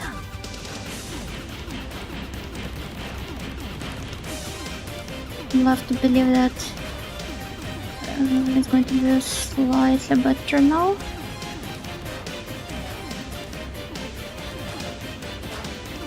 Oh wait, let's just speed up here. I never noticed, but this might actually be true. Oh god, we killed the guy and oh, we killed him! Nice! Nice! Nice! Coming up next, Keio Flying Squadron Chapter 3. I really love how dramatic the lighting here is, and also, yeah, we're back to the third stage. We reached it last time as well, but we finally did it in this stream as well.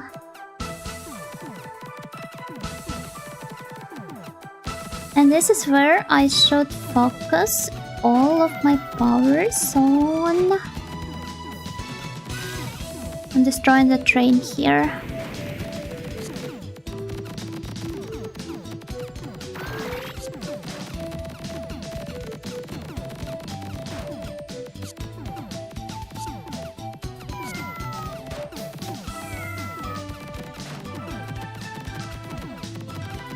Will I succeed? Nobody really knows that. Okay, great. Great, let's continue. What? No, I intended to pick up a 3-way shot, not this one. Although maybe it's going to be more focused, maybe it's actually nicer for what I want to do here. Let's still keep on trying. It's not that bad so far. The bad part starts much later.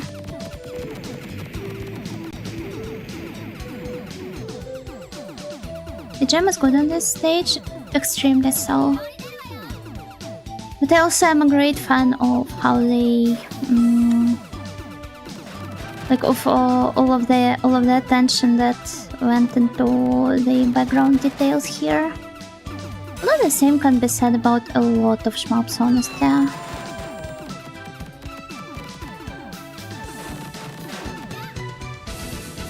Wait, what killed me? I never really noticed. But okay then, okay.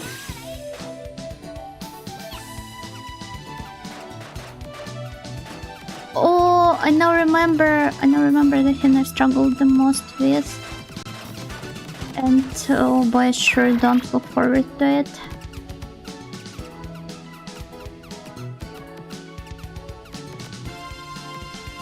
Let's spawn 2 dragons here. And then okay, I died earlier than I had to deal with that. But also I feel like this might be a good point for a break. So if you excuse me, it's been 2 hours, almost 2 hours without any breaks after all. I will be right back.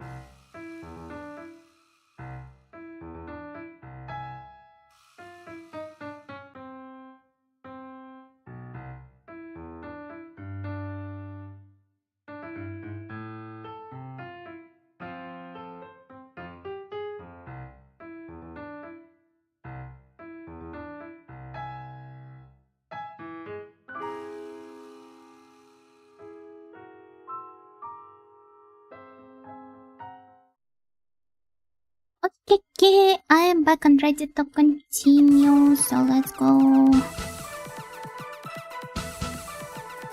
Let's go. I'm really excited to continue playing this game. Huh?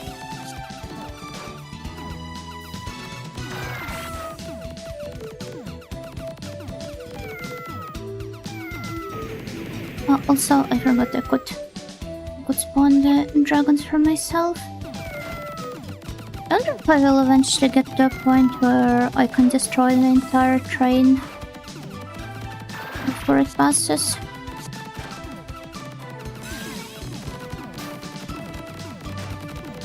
And also, it's really nice of the game to offer me the second power up here, in case I accidentally grabbed the wrong one at first. Welcome back, thank you!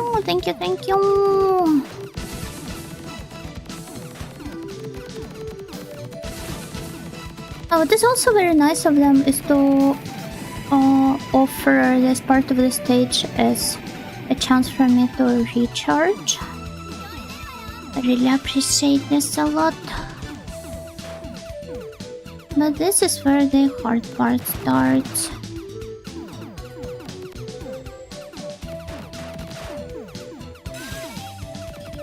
So let's keep on baiting the piggies into attacking me.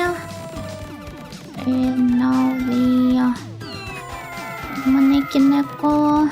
Oh, I love how it's really subtle, but did you see that they explode with coins?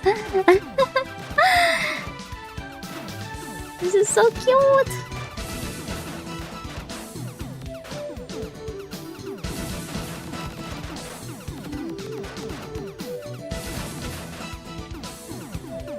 It's really lovely. Such a charming train. Yeah, I would also love to ride it. Oh, actually, wait, I'm sorry, I'm stepping the train. Are there any train routes which you guys would absolutely love to ride at the, I mean, during your life?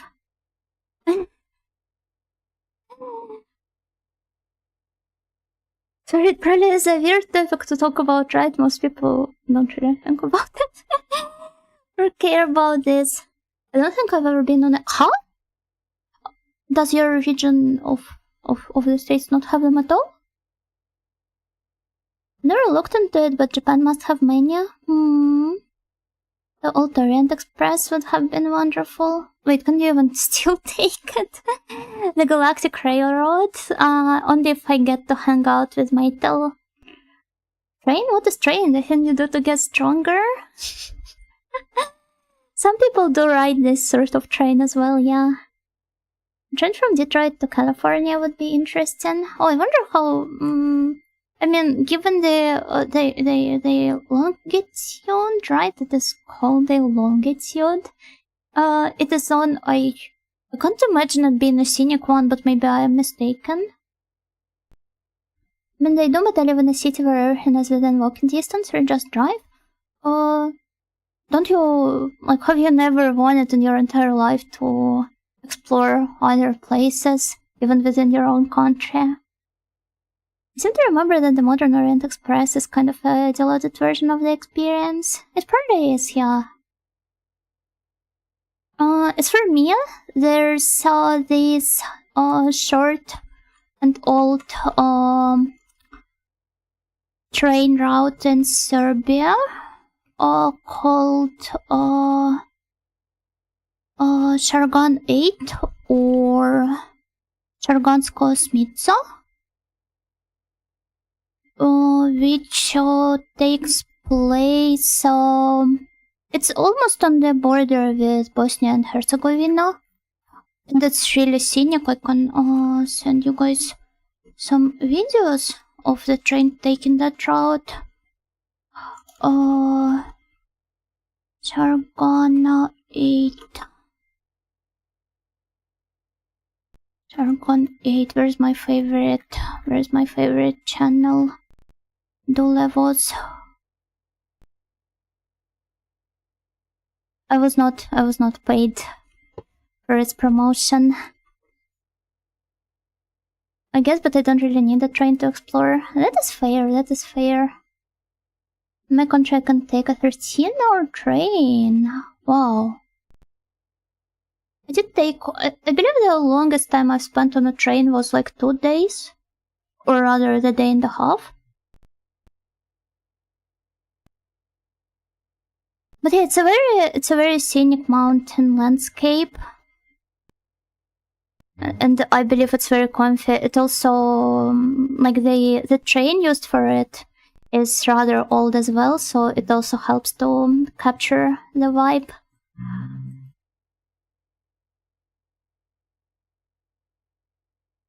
I guess it would be an interesting experience, at least. You just don't have very scenic routes around here. That is fair, but I guess sometimes just the feeling of riding the train is still sufficient. I can't say I'd want to ride this Trans-Siberian Railway, but I assume it's very feels-inducing. I remember I've been thinking about it ever since I've read about it in the books. Takes like 3 to 4 days. It's like driving from Spain to Russia in distance. But with a drive, you have the opportunity to stop anywhere for however long you want to. While with the train, you depend entirely on the train schedule.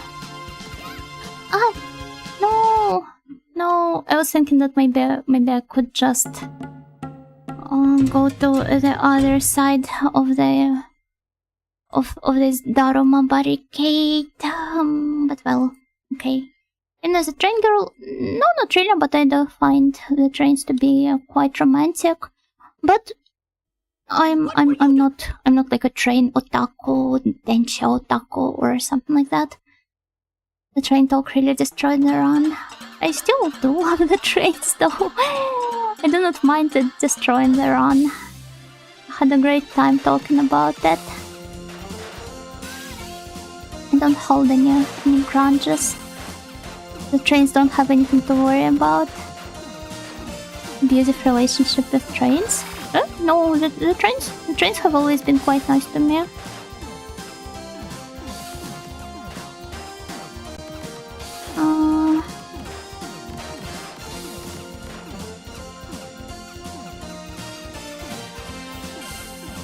Remember Freya and Freya and Karin talking about how Freya was very excited to see trains and take pictures of them when she travels. Some trains are really pretty, especially the older models. The newer ones are not as exciting, but if it's an old one, like a vintage train, then it's the concentrated soul, basically. I need to go to our factory in Poland again in a few months. Currently wondering whether to take the 11-hour train route instead of the 9-hour car drive, or the 6 plus question mark plane plus rental car route. Take the train! Although I guess it will be a colder season during the time, if it's in several months, so I'd say depending on when you go there. But if it's still rather warm, I would say take the train. It's absolutely worth it. Okay, maybe it's not as worth it if you don't like the trains. I remember my father and his childhood friend wanted to ride the Trans-Siberian Railway, but the recent global events put it on hold for so long that the childhood friend unfortunately passed away already. Man, it really sucks.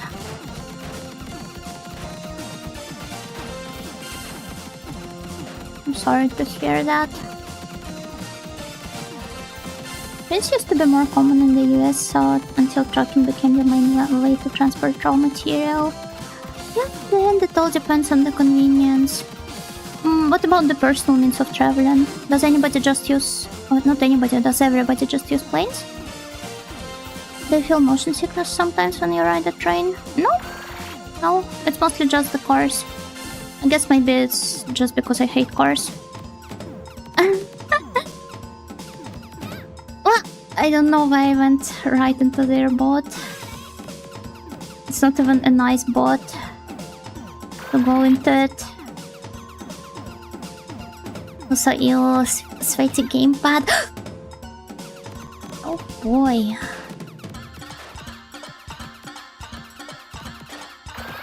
Oh no. No. I recall a story about an engineer that was determining the new color to paint all the trains, and he decided upon a new mix that he called something like New Engine Green.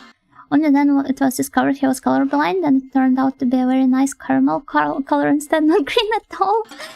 This is such a lovely story. I mean, not lovely. Lovely is probably not the best word for it, but it's still cute and funny. Oh my god, not in the modern way of this word, but still.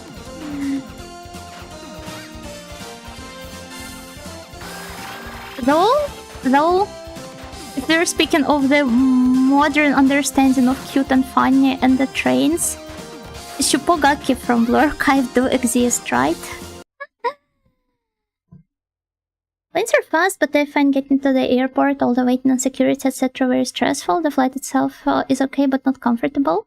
Only worth it if you save a lot of time. I share your stance on it, yeah. I feel pretty much the same about the planes. Planes are just so much nicer. Most people drive unless they live in major cities like New York or Chicago.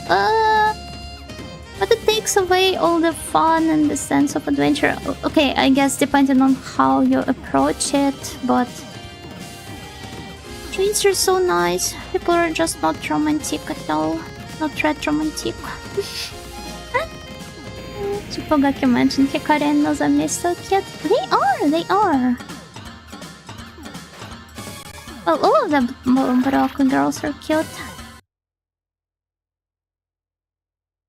Yeah, there was a Train Girl Gacha game though. Train Girl Gacha game? I don't know about the Train Girl Eroge. But maybe they had a gacha game tie-in. Not long ago I saw a video of a girl traveling by train through Kawanehon, Shizuoka. I thought it was a very calm place, beautiful forest, turquoise water, bridges. It was a simple red train and you could even see there was a collab with Thomas and Friends!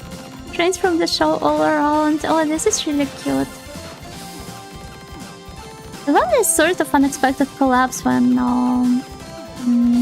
like for example, when I was once flying to Japan, I had to take a transfer in the Shanghai airport. And you will never guess who I met there. So the Chinese airlines, they have this panda mascot. And they had a collab with Cortec, where this cute little panda guy was depicted together with Cortec, and it was all over the airport, and they even had a figure of Cortec, and I took a photo with him. I was so happy. It's the same problem I've run into, you know, it's the same pain that describing things are both funny and also cute. The struggle is real. In Shanghai of all places, yeah, I would have never expected to see him there. But I guess Kurtek is really Mr. Worldwide. He's got friends all around the world.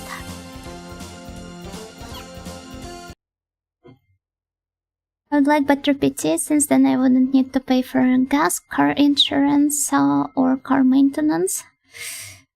I paid 250 for a new wheelbarrow a couple months ago. Oh god, this really sucks. It's just... I mean... Even my hate towards the cars, or rather the car society, if you put it aside, it's still like so inconvenient, all of the car maintenance and stuff. So inconvenient. Sorry. I think the most interesting gacha game concept I've seen was the Castle/Fortress Musume game. It even had several finished ones. Yeah, is that so? I think I've heard something like that. It was probably hosted on DMM, right? I might need to check out the girls from there. Was I initially expected it to be like only the Japanese castles? Was there a Neuschwanstein-chan? And most importantly, was she cute? Got another speeding ticket, not too bad, 20 euros. 20 euros is still a lot though. I mean, I guess it is not that bad compared to how bad it can get. Though I wouldn't know this, not being a car owner. But... yeah, you're being robbed. Like first they force you to get on a car. And then they establish all of these stupid rules that you end up violating one way or another to charge even more of you. You're being lied to and robbed of your money. Get off your cars right now, you sheeple!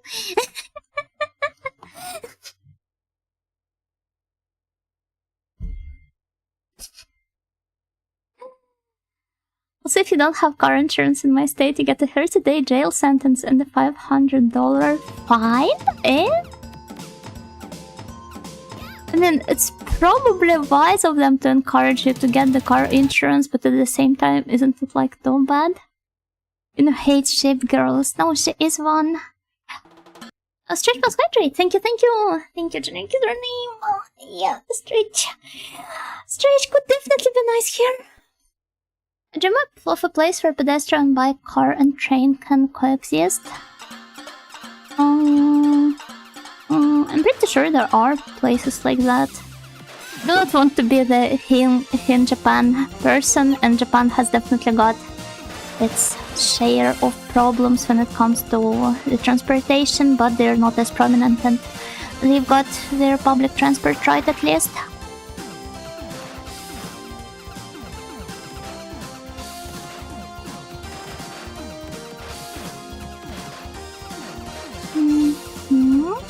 Since Miss Nightingale doesn't drive, let me tell you about trainer traps.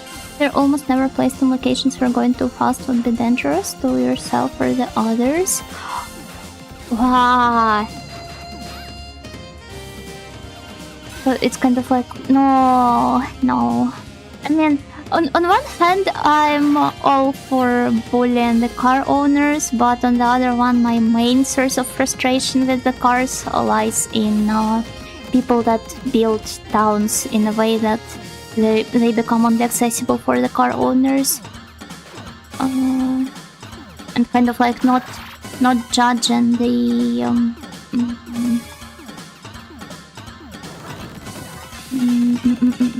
not judging the actual people here. It seems like a better stance to take. Also, hello Raiders! Welcome, Tendia. Give me a moment, I will kill this guy and give you a shout out. Tails and Bears by Cry Raid. Oh, you were playing DMC. Did you enjoy it? Is it the first one? I think they're hit or miss. I hear that a lot too, though. I usually encounter them in areas that have poor visibility and cursors all straight. Then there's general allure for super speeding. Perhaps it also depends on like a region. Okay, let me give you a shout out. And welcome once again, Raiders! My name is Yuna Nightingale. I am an Adio-sama in training and an avid retro game fan. I'm currently playing through a cute M-up for Sega CD called Keio Flying Squadron. A cult classic that somehow, to my sheer surprise, got an official release in English back in the day. So we were blessed with the translated and even fully voiced version of the game. Will you try Keio Flying Squadron 2 after this one? I probably will, yeah. The first one, yes, tough but fun. I hope you've been enjoying it a lot. Well, if it's fun, then you probably did. How are you doing, Yuna? How's this game? Oh, it is quite tough as well. But I've been having lots of fun trying to overcome the difficulties it throws at me. And also it's just too cute. Just look at those Tanuki running around. They're too adorable.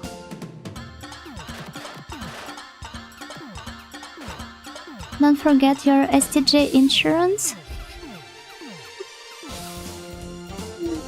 It's honestly surprising how close the STJ and STD sound to one another.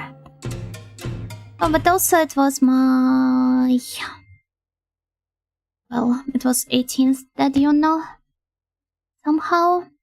It attacks your heart directly with its cuteness. In a way, yeah, it does. What you gonna get your name? Thank you for a gifted sub. Thank you so much. Okay. I shouldn't let the death discourage me. Let's keep on going. I think next week I might actually not pick up any new games. Perhaps it would be wiser to throw in 2 KO streams so that I could practice for 2 days in a row. But I don't know, it will depend on my mood and my availability for the week. These emotes are so cute, thank you! If you need any emotes, just let me know. I'm not taking commissions, I can just draw them for free for cute girls if they ask me.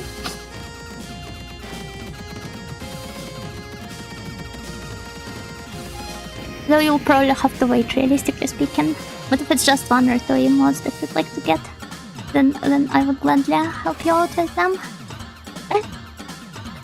It's weird. It's almost as if I'm selling my services as an artist, even though I don't even take commissions, so it doesn't really make any sense. Like, what is there?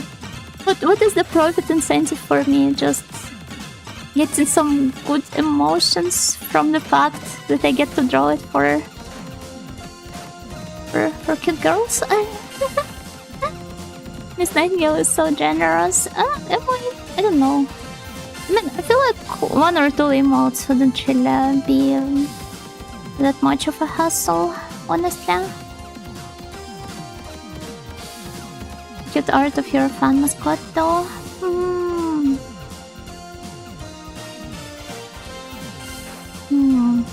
I assume in Tendy's case it's like a polar bear. I do have some experience drawing bear mascots. For Freya, to be more precise.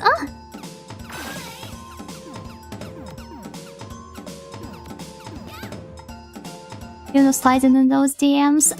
Yeah, I sound like a total creep. I'm sorry. Please ignore that.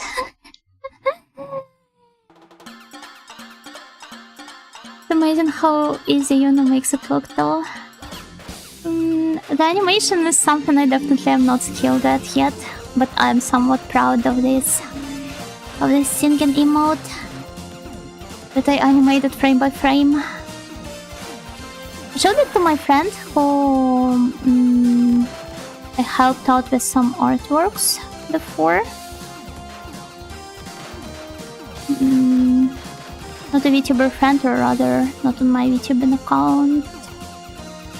And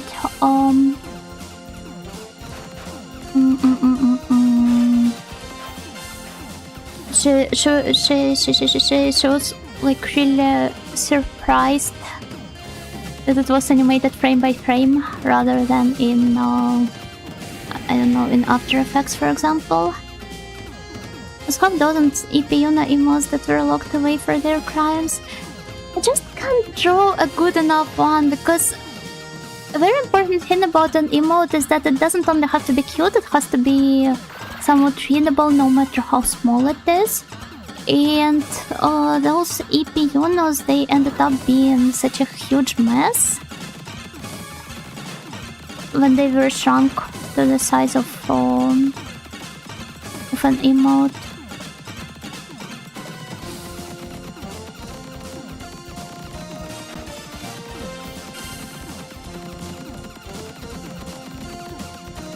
So yeah, they were definitely kind of like not so nice to work on, to say the least.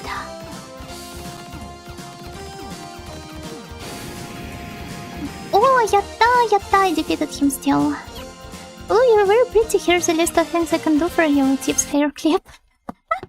Have you guys watched Kiroto Pri-chan? It's a kids anime for little girls about idols.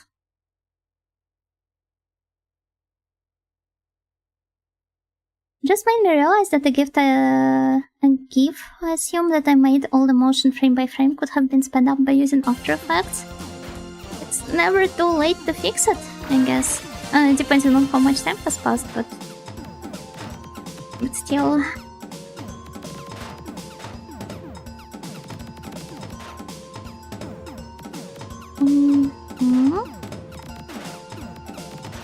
Wow, nice save. Nice save. Well, then we can't watch it, can we? It's okay. Most kids' shows are made for the double audience anyway. You can enjoy them as a big friend.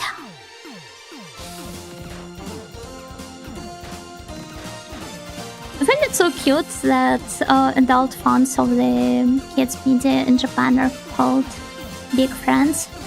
Okina tomodachi.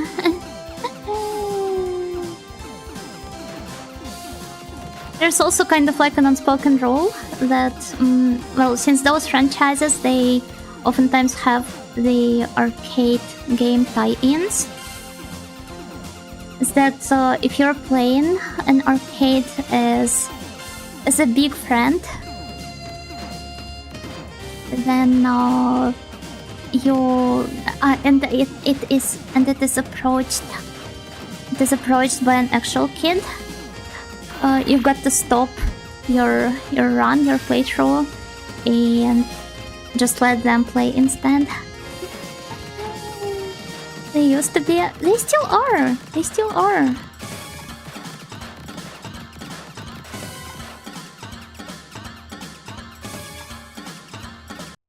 I feel like it's really important.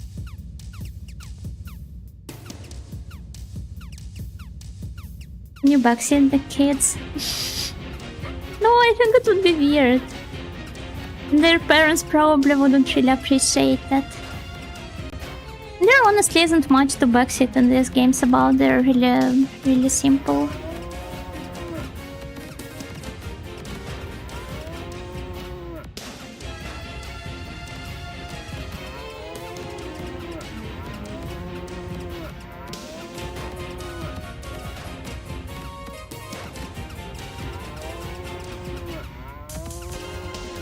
Okay, so I can get away with even shorter distances here, actually.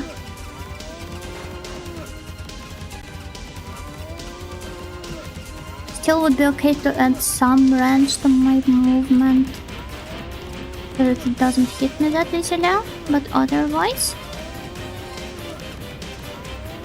it should actually be fine. Okay, we killed the monkey. Oh, and we destroyed the turret at the same time. I think it's the first time when I got rid of them both at the same time, actually. Because before it was either one or another.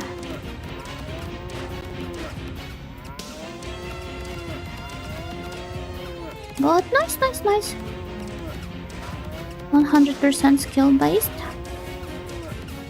I mean, in this game or in the games for little kids, based on the franchises for small girls.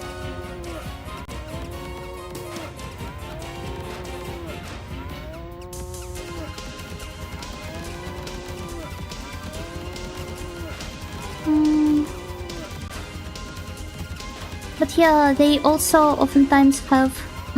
So the entire system they use is so that they give you a card of your character. So like the arcade machine just prints one out, and it gives you, for all of the successful rounds, it also gives you clothes for your character. And you can scan them in the arcade machine, and your character will wear them in the game. And these character cards, they are attached to each clothes ticket you get. So you've got kind of like multiple cards of your character, and they allow other people to add your idol girl to their playthroughs. Like, for example, if it's a group song, you can take your friend's character ticket and apply it to the game, and it will both of you dancing there together. And oftentimes the arcade corners in the game centers next to these machines for the little girls, they will have kind of like a pin board for your character tickets, which you can leave there, and people visiting this GSN, they will be able to invite your character to participate in the idol shows with them. And that's really lovely. But the main thing here is that the machine also takes your photo when like every time you create a ticket, and you can opt out or you can cover it if you feel too insecure about your appearance. But obviously most kids playing the actual game, they don't really feel that way, and that's great. They shouldn't. So oftentimes you end up borrowing the cards of literal children, and you can tell that because it's got their photos there. I actually felt somewhat wrong doing that. But at the same time, they do not know that that's some proper, still young but maybe still older than them lady borrowing their card.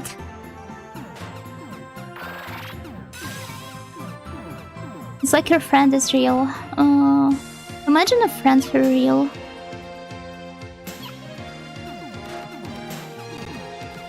Shocking, I know, right?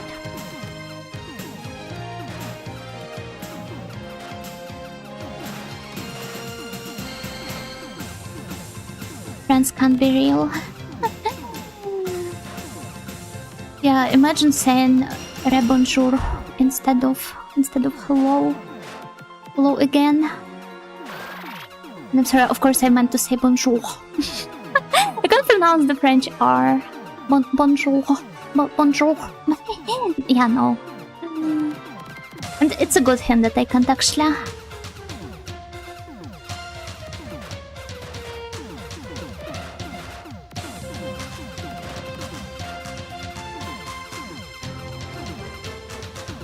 Oh, maybe this sort of a shot will be more focused and I will defeat the boss here way easier. This isn't the French Uno incarnation. There has never been a French Uno incarnation. Except for maybe the one that shelled the collab of Age of Empires and Lover. Sorry, Lover. How many more Unos must you create? Or are you hoping to eventually stumble upon a French Uno? That's the Mandela effect, it's a mythological world and everyone assumed it's a real place. Yeah, to the point of even getting the what was it called? Like the Paris syndrome? Hoping? Despairing. Hello, Jules, Noble, Lauren, Gokigi, yo, France and Atlantis are related? Might as well be.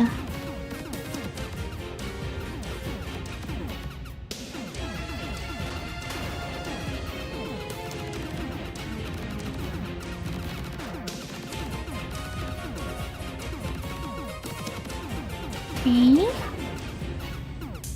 Deal seems to be going well. But I've even got 3 lives. Oh god, let's pray I don't jinx it. I do not want to jinx it.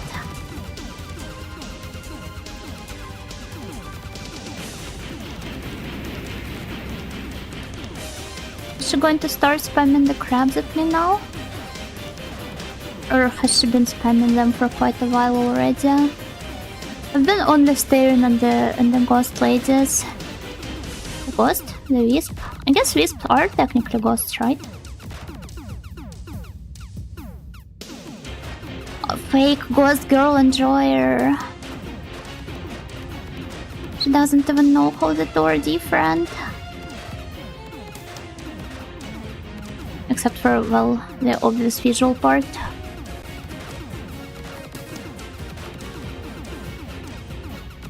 But also it's not like the Japanese mythology has real old wisps the way they're present in the Western one at the very least. Coming up next, Keio Flying Squadron Chapter 3. Inside the Silent Castle City. French Uno. Rebonjour. Regokigenyo. Yeah. Funny girl fights god while riding dragon. World 11. This doesn't look like a god, it's just a Karakuri girl. Karakuri doll. Suppose Unos of many cultures are fine too. Are they? Are they?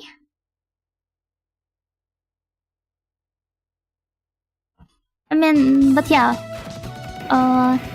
If the French Uno came from the culture that eats snails, she probably would have had something else as her mascot.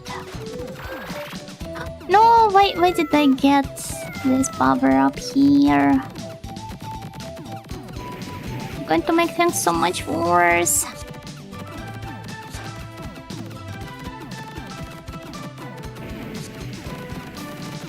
Oh, but maybe this will be the time when I will get to destroy the train finally.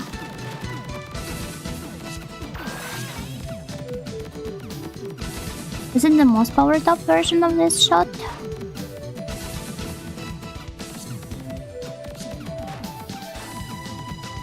Yeah, I do not think this will be the case, unfortunately.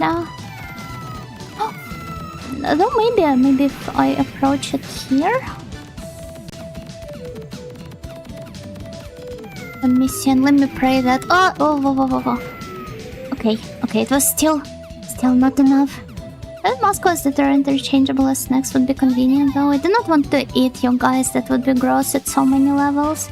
You have the Onibi. Though I think this ghost is more associated with, with the Hitodama.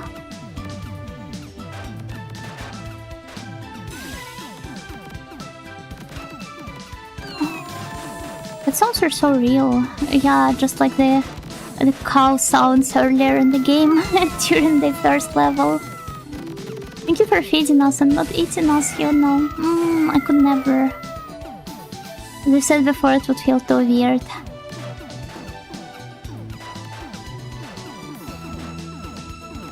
Just ahead of the snail resistance. Wait, what does the snail resistance even do? Does it offer some resistance training?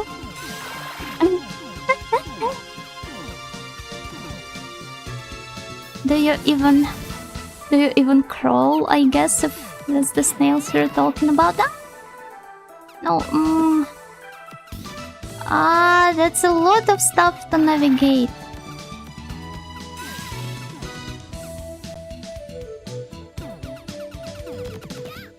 No. Oh, but okay. Perhaps this is the correct strategy here, huh? I feel like this is the first time I have gotten past it.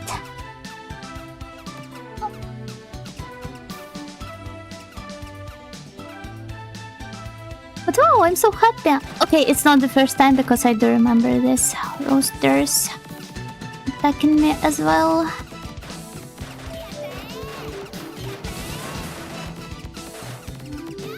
No!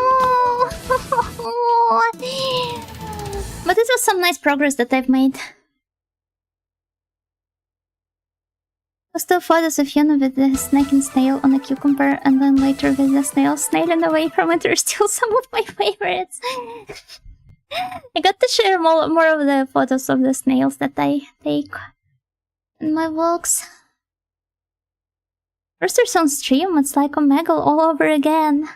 Look, I did my best to not call them cocks, and you still decided to do this anyway.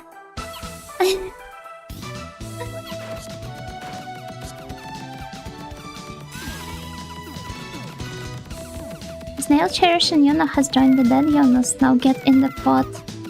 Please don't. Please don't. I don't need you in the pot. There's no place for you in the pot.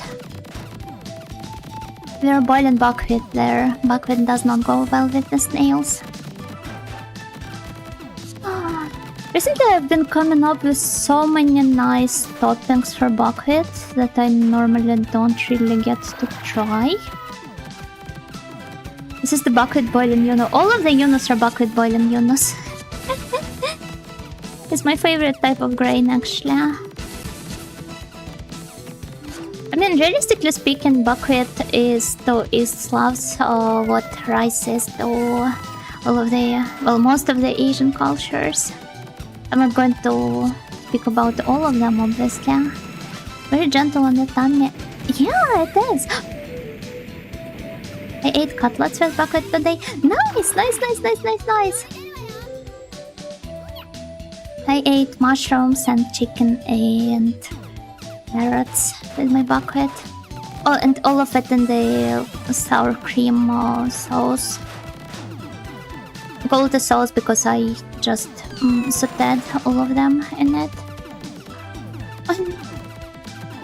Buckwheat onigiri, it would probably fall apart, realistically speaking. I put some leftover shrooms on them. Yum.com! Yum.com.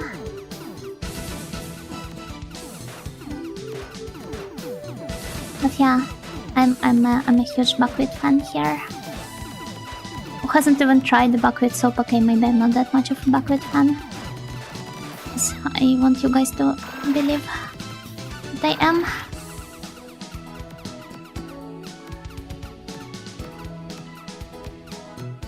My dad used to call me buckwheat sometimes. That's that's weird. Why would he? Sounds delicious. I guess for most people, like if you're not used to eating it since childhood, it would be more of a hit or miss. But perhaps if there is a place where you can safely purchase it, then I would say go for it. And at least give it a try. Is this buckwheat? No! No. I wouldn't eat a snail. Even if it gets for some weird reason called buckwheat by its own dad.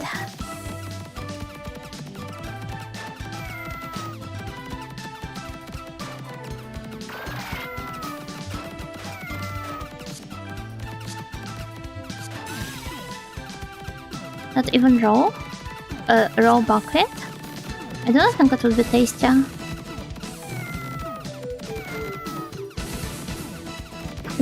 Though I remember how when I was a little kid, my mom would force me to... like we were not washing buckwheat, but we were going through the portion we were cooking, grain by grain, to sort out all of the bad ones. It was so annoying and tedious. I'm so thankful I never have to go through that again. But yeah, I remember trying out some of the raw buckwheat back then, and I can't say I enjoyed it much. Raw snail meat, your favorite type of meat? Never claimed that raw snail meat was my favorite type of meat. Roma is one of the bad ones that got sent away. What, to America, of all places?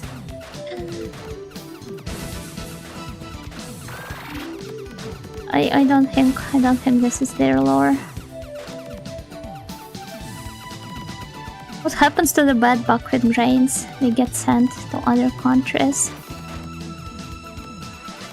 It's crazy.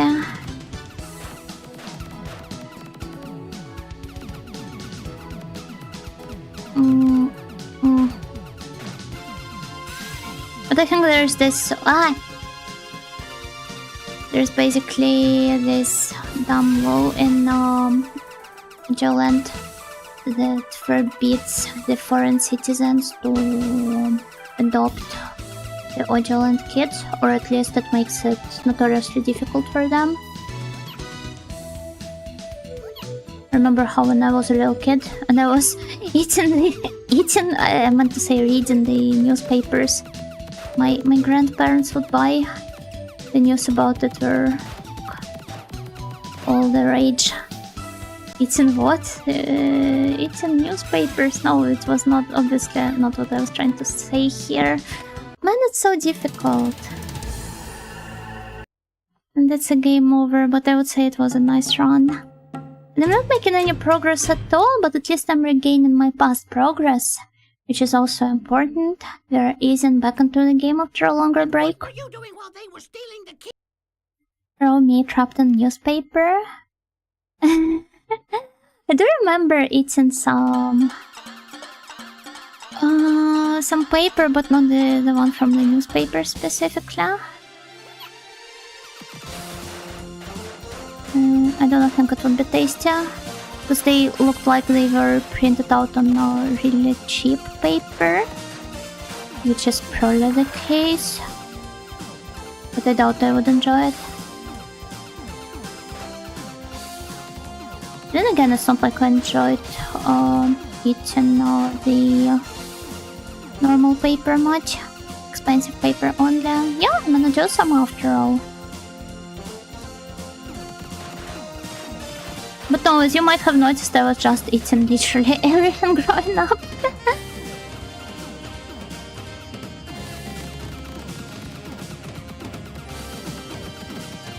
The bugs, the grass, the paper. Except us? Yeah, because I'm so kind.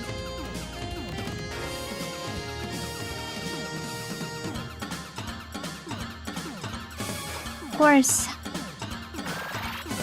Gold paper, I suppose. Being the Ojo-sama that I am, of course it was gold paper. 24 carats. Oh no, we're back. We're back to the Labubu memes. But well, yeah, no, it was just a normal paper that I ate.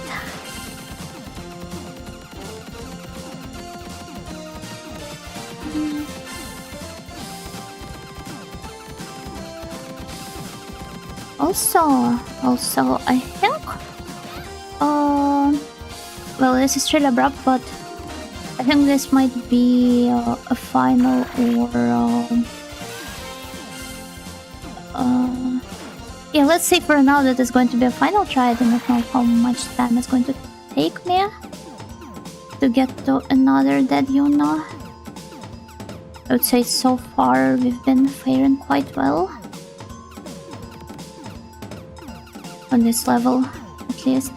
Did you see me? Did you see me get through all of the ships? Graduating? No, I'm not graduating.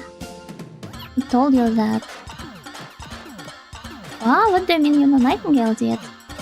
You're not even typing that. People are probably going to be really weirded out if they take a look at chat and they don't see any messages about it at all. Final stream. And it's me badly playing a shmup.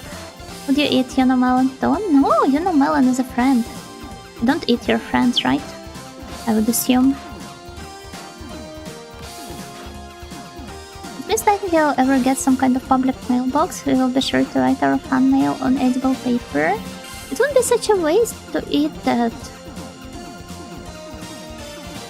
The oceans, yeah, it would be a waste, a really thin one, because paper probably doesn't have any calories.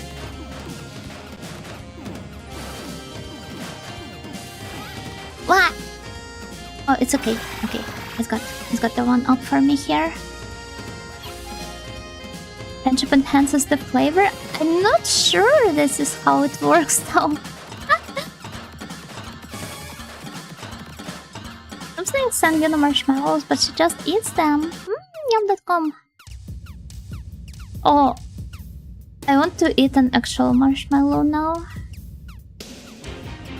Been such a long while since I did the last time.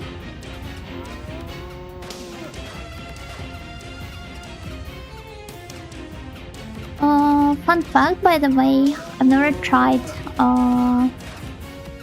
frying? No, it's not frying. Burning? What is the proper word for it? Like, I never tried cooking my marshmallows, basically. I have always been eating them raw.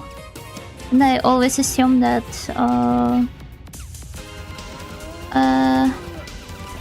like a s'more? Yeah, kind of like a s'more, but I know that some people, roast them? What is the thing that you do to them? But yeah, I always assumed it was some weird American thing. Chat the bunny challenge soon? Yeah, no. I'm all ears, but not in that way. No, Miss Nightingale doesn't like hers and physical possessions. Edible fan mail is the perfect compromise. Oh, come on, the letters don't even take that much space. And if I was to receive any, I would make sure to treasure them. No, I'm dead.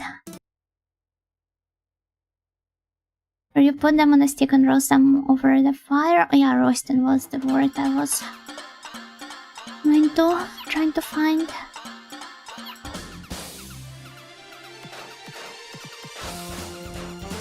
I need to take a break, but if I decide that we will be wrapping up sometime soon, I might as well endure until that time. I think this is what I will do. Especially since with any lack of substantial progress this stream, it probably won't take me long before I die here. Marshmallows are mostly sugar, so roasting them caramelizes it, which helps unlock new and richer flavors. Oh, yeah, I understand the idea behind it, but it still feels kind of weird to me. I think I should try it at least once.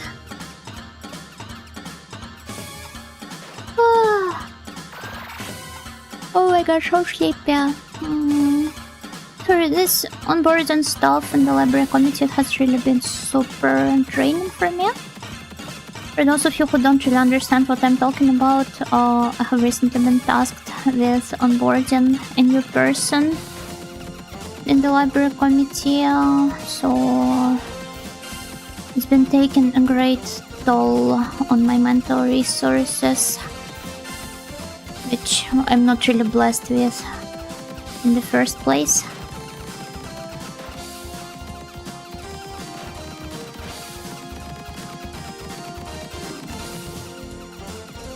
Fourth of July stream, when you tried freedom foods?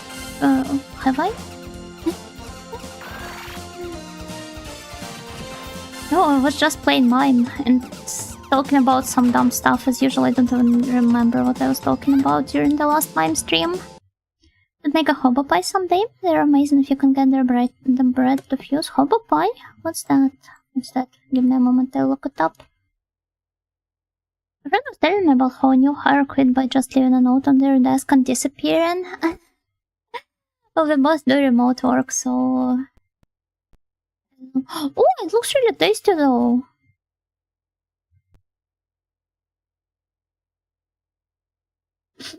Once it is over, will it make things better because the work will be more spread out? I don't honestly think so, because the head librarian seems to have a lot in store for me to expand my my list of duties. It's thankfully not that stuff I previously declined, which I was talking about. The basically management position, but something somewhat close to it, because I will have to be present at the interviews for the new employees and kind of like share my opinions on them with the head librarian, so it's also tiresome. I just try to think of it as a nice thing to have on my CV, but I would rather not deal with it at all. I guess you guys can relate.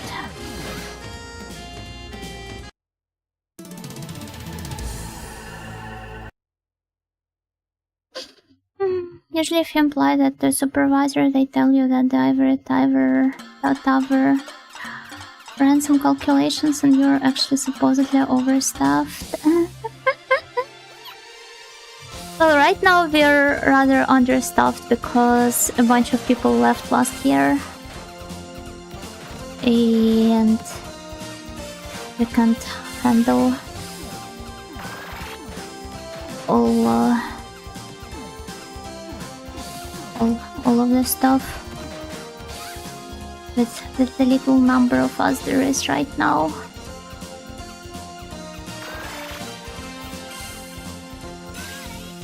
And I would say that head librarian has been quite nice to me. I do not really want to complain about them. It's mostly like the higher ups which I've got the problems with.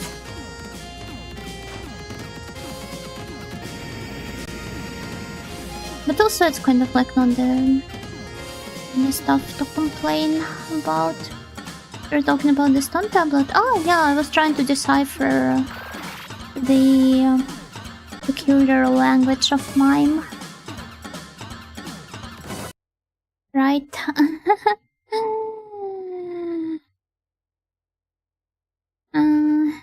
Dumb stuff, you know, the things you talk about are wonderful, right, and intellectual. I guess some of them might as well be. I'm happy you guys hold such a high opinion on this audio. Say the word, audio will get them. But it will take you so long to crawl to their place. It's not worth it. You shouldn't sweat it.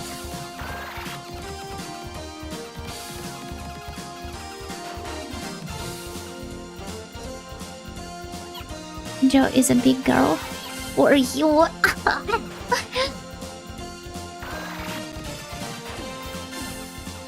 Should mention that Miss Nightingale strikes a perfect balance of chatting and gameplay. Not on this stream though. Or at least not any new gameplay which you haven't seen in the past. But thank you. She shows us interesting games and pays them due attention and love while at the same time holding interesting conversations with us. I wish more games allowed for this balance of gameplay and chatting, because while I am doing my best to keep up with chat while playing Keio, it sure is harder with this map. This seems like the most zen person in the corrupt Western society. Yeah, not at all. I'm actually quite a doomer myself, but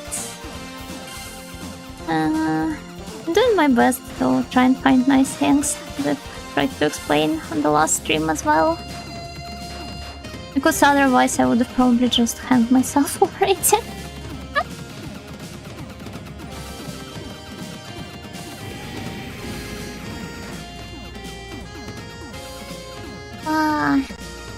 But yeah, that's not a nice topic to talk about. That's a voice die. That's a voice die indeed. This chat feels saxophone with quite a few people taking part in it though, on both YouTube and Twitch, which I think says a lot about how wonderful your conversational skills and thoughts are. You guys are praising me too much. I don't know how to handle all this praise, but the most important thing for me is that you have fun and feel comfortable here and find my game picks to be interesting. And don't bully me. It's hard not being a doomer, don't hang yourself though, please. I probably won't, because it's like, I mean, dying is scary. No matter how much you think about it.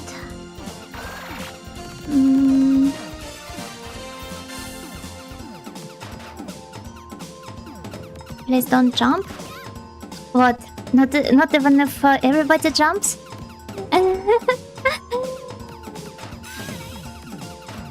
But my grandma taught me otherwise.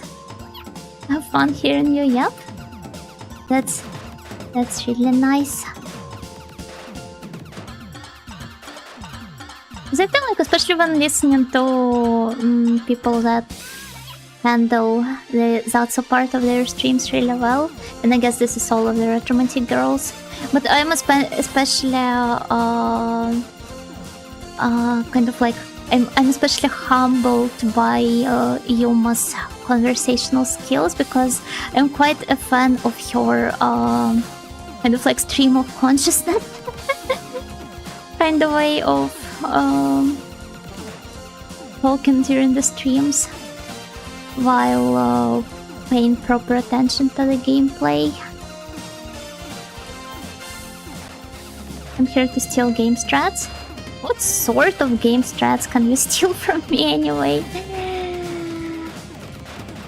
I'm not even that prominent of a gamer to begin with. Jumping is mainstream? Yeah, that's true. What is not mainstream?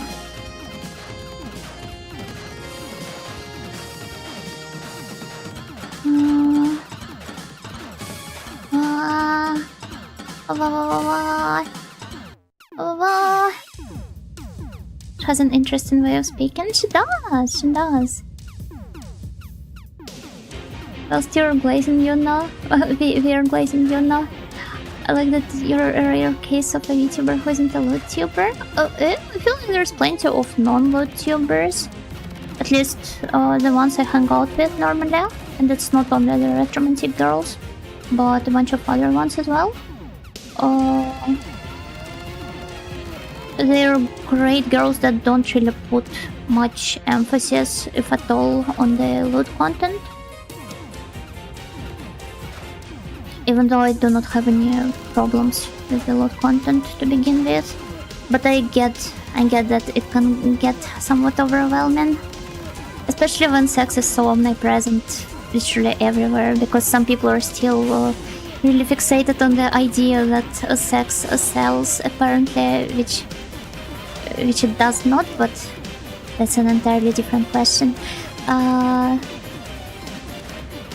But yeah, maybe I should start doing more YouTube raids, despite how inconvenient they are to do most of the time. To introduce the YouTube snails to more nicer, cute girls.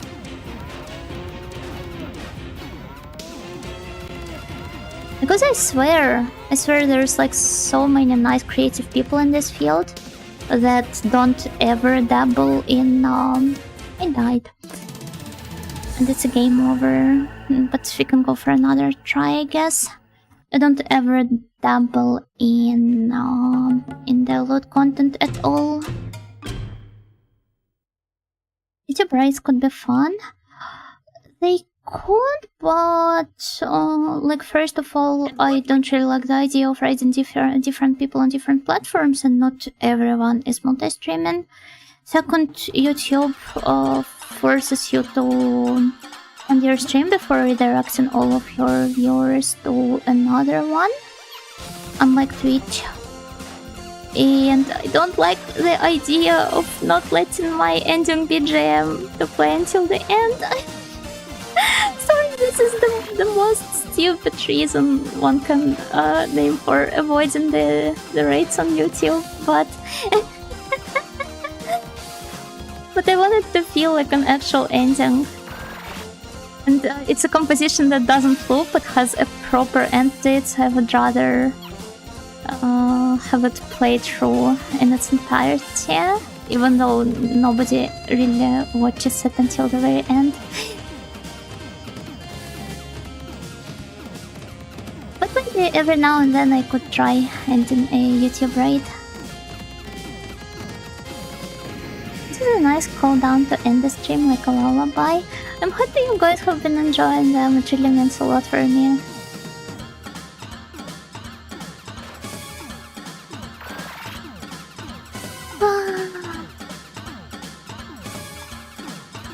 Well, speaking of lullabies, I really am so eepy.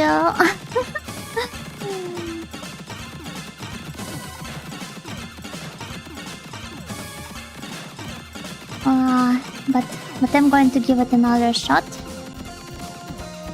Maybe then another one. And maybe another one after that. There's a lot of shots we can give it. What? Oh, 0 lives left. I got to be more careful.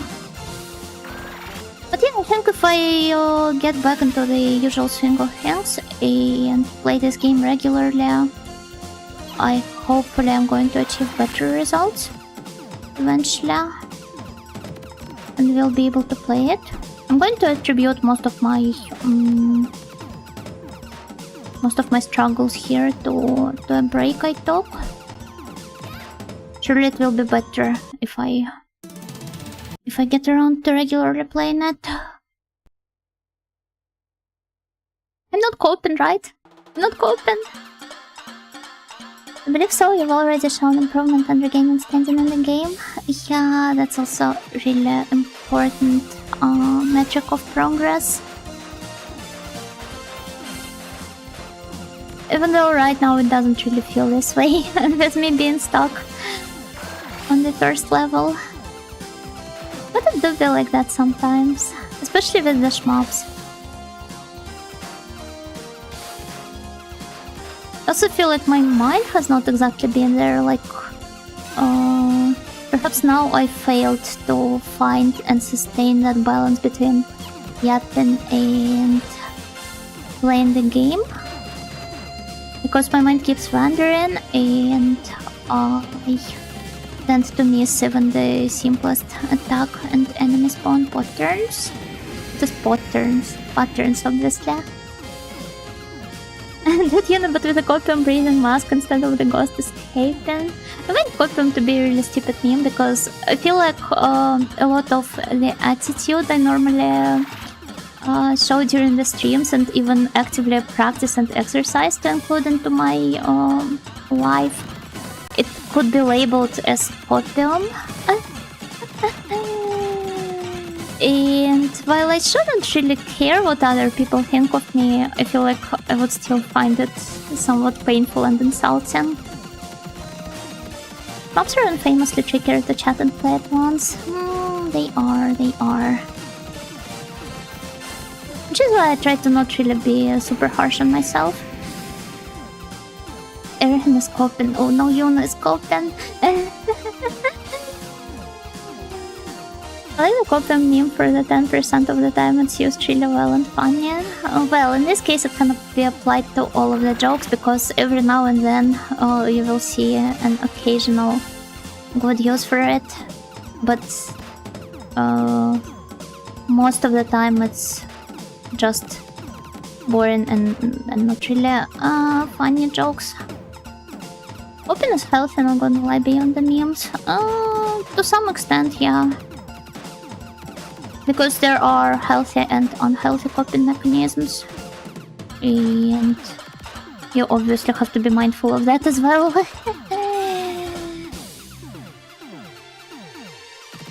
But yeah, it's still important. It's not how speedrunners can do what they do while streaming and chatting at the same time. To be fair, they've been spending way more time with the games they're playing than even I normally do during the streams. They've been putting way more conscious effort into becoming better, while I am mostly focusing on spending good time with you guys here and enjoying the games rather than improving my skill. Although I guess to an extent games can't really be beaten without you improving your skill in one way or another.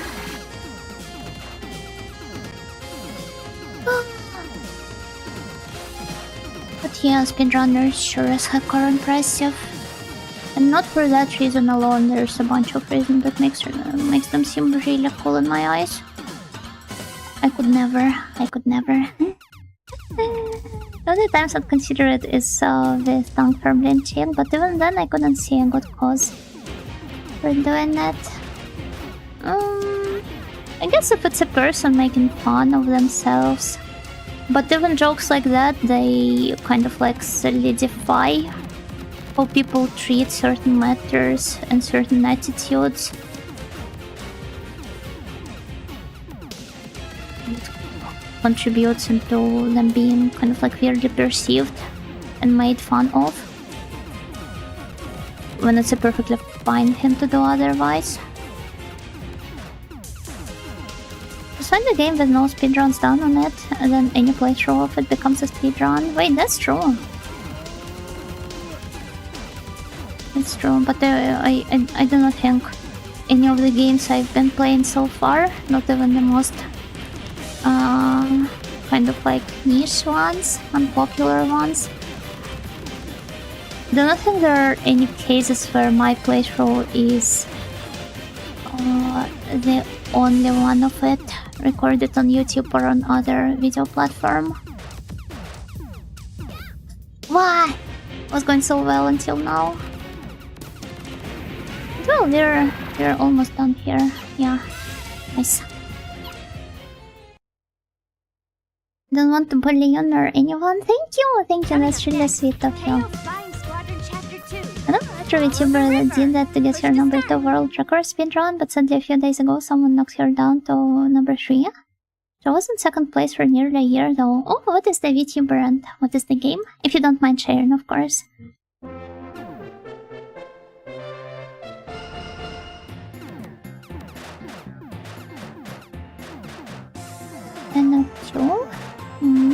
was she playing? I'll look it up after the stream.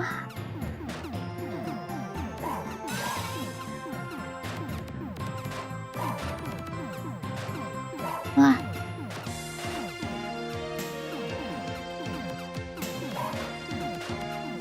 This guy's coming from behind. They are real menace. Oh my gosh.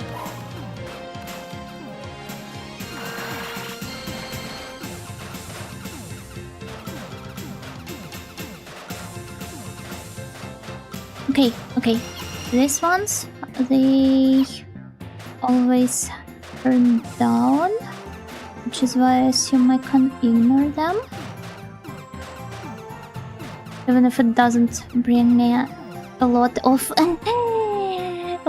points, or rather, it doesn't bring me any points at all. I feel like surviving is more important here. Ah, he still somehow killed me. Oh, I wonder what did that. He's playing Mr. Nuts for the SNES, but is planning on trying it for Game Boy next time. Don't think I've ever heard of a game called that. Is it a Western one?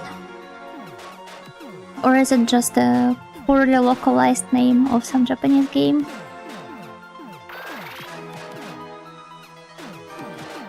Did I regain one up? I think I did. That's nice.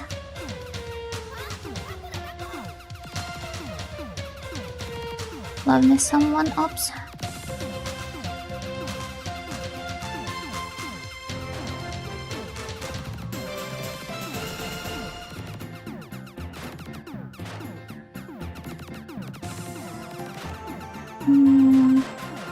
Wonder if it's possible at all to defeat the guy. Ah! Well, things are going to get really tricky from now on.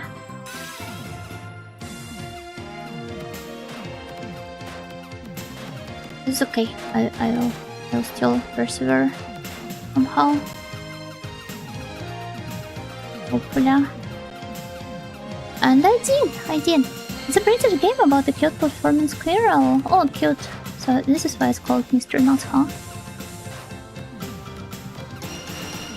I assumed it was some innuendo. It's known to be quite tricky, but Ren is good at platforming. I wish I was good at platforming. Maybe I should reach out to that person and ask her to teach me. Yeah, no, I just don't have this sort of social resource nowadays. So I was just joking about it. But I will look into this, it sounds nice. Oh my.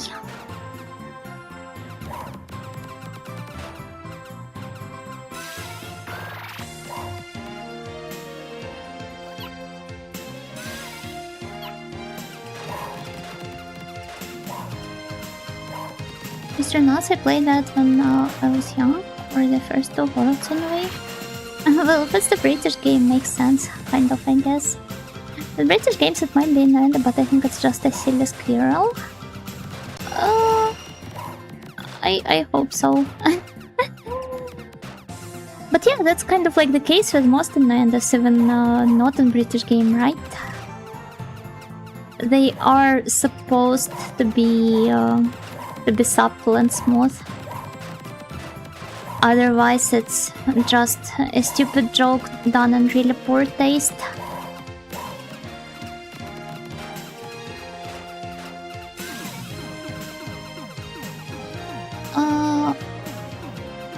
Tiago, thank you for the follow. Thank you so much.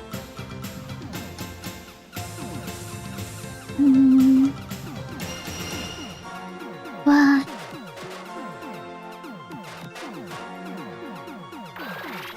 Okay, nice. One up, get. I hope we will get to at least see the train stage again this stream before internet. Sorry, I don't even know why I'm so tired now. I mean, I probably explained the exact reason, the exact culprit behind it. But I still sometimes am so frustrated with myself for not handling this stuff better.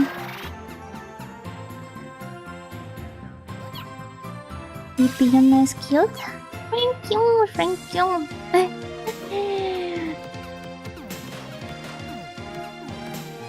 She's ippy, but she's trying her best. Do you think the children's TV show Captain Hogwash was the best at inventing names? Is it another British one? Speaking of British TV series for kids, I really loved Backboss. I still haven't watched it fully, but all of the episodes I have seen of it, which is not a lot to be fair, but still I really enjoyed them. It's so cute.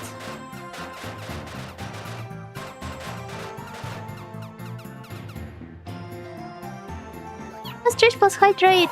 Thank you. Generic is our name. Now seems to be the best time for that.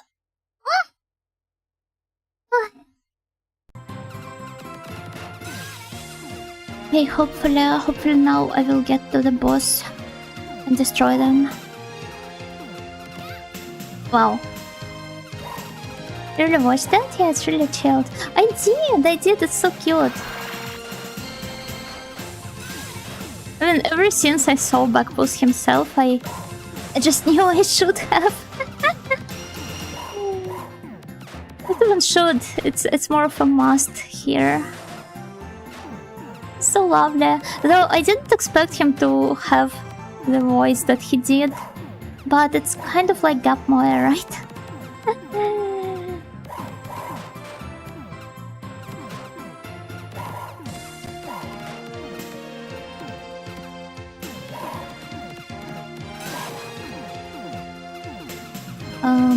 Okay. Still got two lives, and I'm going to pick one more up here once we reach that fish.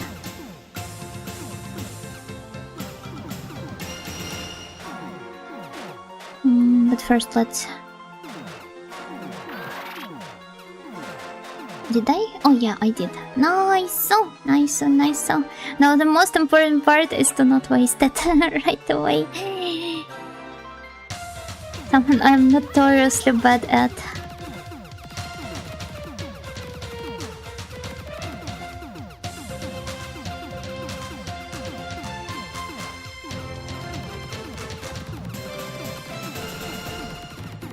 What? Well?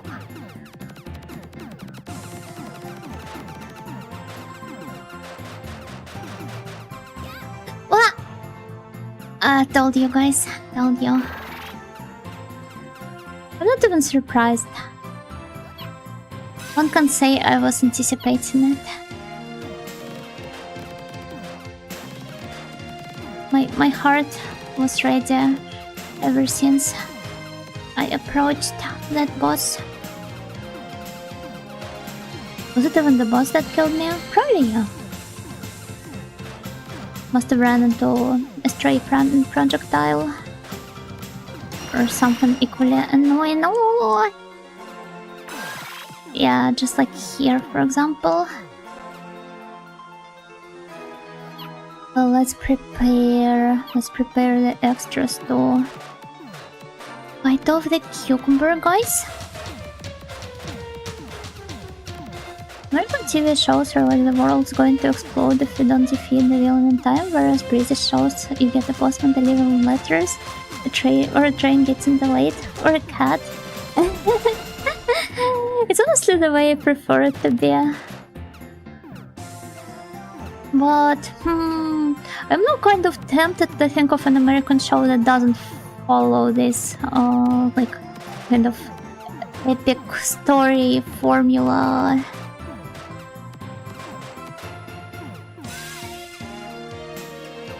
Wow, I really grabbed the wrong power-up here.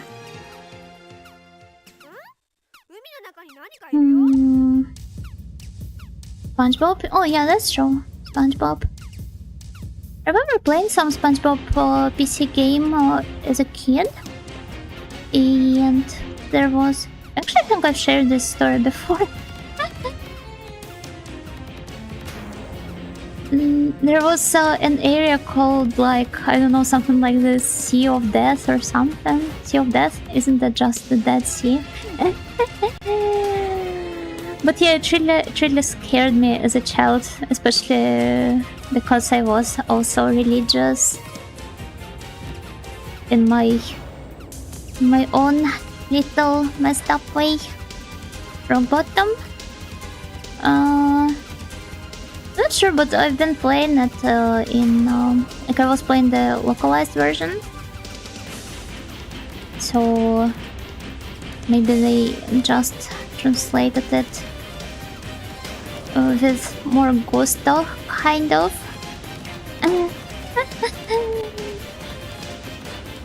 You can only guess while translation, yeah. This sure has been wild. Game over. Game over. This is our 21st Dead Yuna minion. It's been 9 Yunas over the course of the stream. 9 Dead Yunas. Right? Because I've started with 12. Wait. Oh. Huh? Oh, did I start with 12? Whatever. Who cares about that? So, I think this is where we wrap up. I'm sorry that it ended up being a shorter stream today.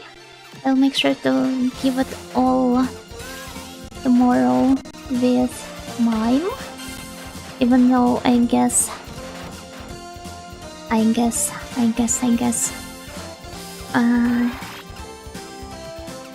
the limits of my all that I'm going to give are... Oh my god, hi Ray. I was just wrapping up and I was staring at your stream and thinking like, maybe I should raid Ray. I was about to announce this. This looks kinda like cotton. Yeah, it does. It's Keio Flying Squadron. Really cute. And surprisingly enough, localized cute 'em up for Sega CD. And it's absolutely adorable. If you haven't played it but happen to like shmups, I really recommend that you do. Well, it feels strong to finish the stream now. Generic username, thank you for gifting a sub to Ray, thank you so much. And yeah, hello Raiders, I'm Yuna Nightingale and we just someone in training who was just about to wrap up the stream, but then this raid happened. And funnily enough, I was about to raid Ray instead. I'm sorry, please don't feel pressured to continue. No, it's okay. I mean, I can go for another try at the very least. That's probably going to be over really soon anyway. But thank you so much for the raid. Actually, how about you appreciate this? The cutscenes here. Now that we've got so many new people joining us. Time extension, yeah, the time extension. Ray starts up stream again so you knock on radio. It's fine, Villa. Also, Orcode, thank you for the follow. Thank you, Engineer username, thank you for another gifted sub to Brown Tortoise. Thank you so much. The only thing I remember is it's called Ark. But yeah, I really appreciate the cinematography of the cutscenes here. And also the voiceover here is the voice acting. It's so soulful in a really nice way. I guess you'll never learn. But I guess, I mean, I'm normally the type of person that just downloads the undub patches whenever playing the translated games. So this was such a huge surprise for me. It's really charming, right? Spot? Are you still sleeping? Very 90s anime, with all the expressions and the vibrant colors. And the dub even. I love junky 90s anime dubs. It's not something I grew up with, so I don't feel particularly nostalgic towards them, but I guess I can see the appeal, especially if you have this special connection with them from your past as a baby weeb.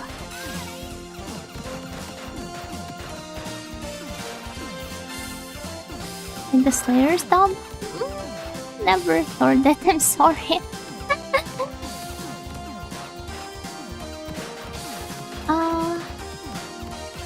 But I assume it must be somewhat famous because, well, Slayers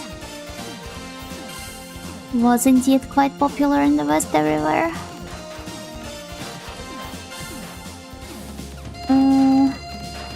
But yeah, being an ESL from the region with quite an abundant kind of like local language market, which was not forced to learn English since early childhood to consume stuff I was interested in. Consume media, you awful word in there, you know. I did not get to kind of like interact with and experience a lot of English dubs which are otherwise considered to be formative for the scene in the West. But yeah, I feel like it's really a nice comparison for Slayers indeed. By the way, if you guys like Slayers, I really recommend you watch Mahoji and Goro Goro, because it also is a fantasy comedy anime from the 90s.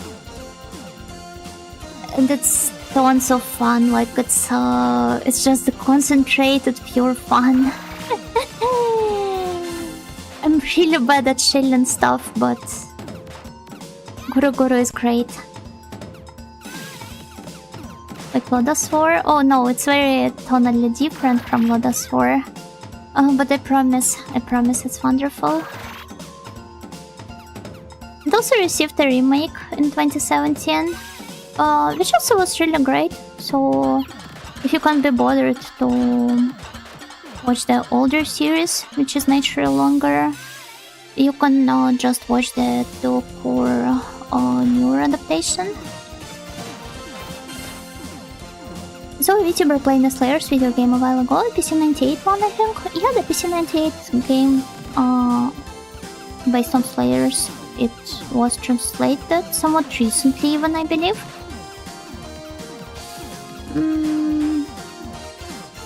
But I don't know why I didn't pick up this one.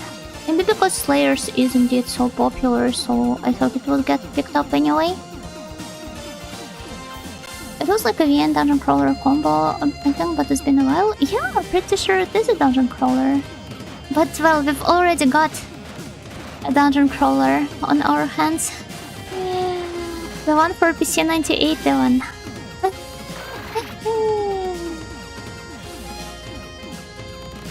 It's like comedy dungeon crawler, the best genre of them all.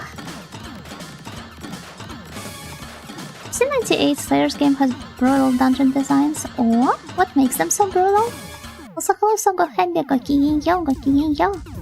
Mime actually reminds me of Slayers though, I suppose it's the era. It's the combo of the era and the well, the art style and the fantasy genre, but at the same time, I feel like Slayers is really influential for the time.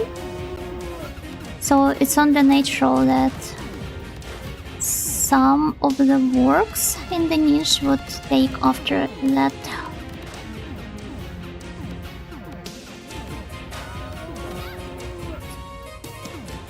I was not paying enough attention. Oh wait, I got to make sure. Oh no, I haven't gotten to the boss. Most humiliating part is that it's the first stage. I'm really painting myself in the bad light in front of all those people that traded me. Oh, Ian. Sorry, I'm joking. It's fine. Do not fret over such matters at all. Dungeons are multi-floor mazes with teleportation traps that can send you to other floors. Well, it's just the Dungeon Crawlers 101 basically. Later in the game there are just so many teleporters. Just like in Megaten. So I would love to believe that I'm all prepared. for something like this in case I decide to pick it up. I'm actually quite a big dungeon crawler fan, and when I do end up playing them, if they don't have an auto map, which is easily available all the time, I make it a point to draw my own maps. So if this happens to be something you guys might be interested in, then perhaps you've come to the right place. Make you do the whole level again. They do, but then again, isn't it normal for a shmup? Or for any sort of the arcade game? The levels here are quite short, so there's no need for the checkpoint. The only checkpoints you do get are the beginnings of the levels, but if you die 4 times, it is game over anyway and you have to restart from scratch.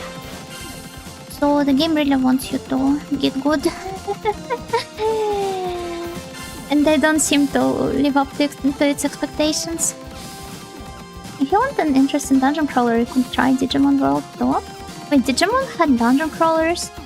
Does it truly have everything? I don't know if I should be surprised or just impressed.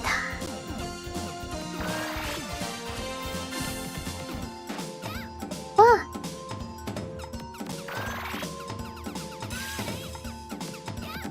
No! Oh my gosh, I just keep running into these guys. It's almost as if I'm doing it intentionally, but I promise you I'm not. First 2 hours the first 4 were all experimental. 2 was a randomized dungeon crawler. Was it a dungeon crawler like the ones I've played so far? The pseudo 3D ones? Or more so in the vein of Mystery Dungeon? Because the way you're describing it right now, it feels more like the formula Mystery Dungeon follows. Digimon World 2 being a dungeon crawler RPG after the first one was a pet racing RPG was so surprising. Wait, so they even eliminate the pet racing part from it? I thought this was kind of like the entire point of Digimon, no? More like Mystery Dungeon with a top-down perspective. Ah, I see. I actually haven't played any of the Mystery Dungeon games, even though I probably should. I feel like I could enjoy them quite a lot. Also, somehow, even though they received the official English translations, I believe, or at the very least the fan patches, I somehow don't see them streamed as often. For example, there was a fair share of Mystery Dungeon streams on the Japanese side of VTubing, but I don't really get to see it as much on the Western one. There was a standard JRPG, 4 was a roguelike and sucked. But does it feature the permadeath of your Digimon? It'd be awful if it did. I mean, I understand that some people do it for themselves in, like, for example, Pokemon. With the Nuzlocke stuff and stuff. Huh? What am I talking about? But it's more of a self-imposed challenge rather than a mechanic that is present there all the time.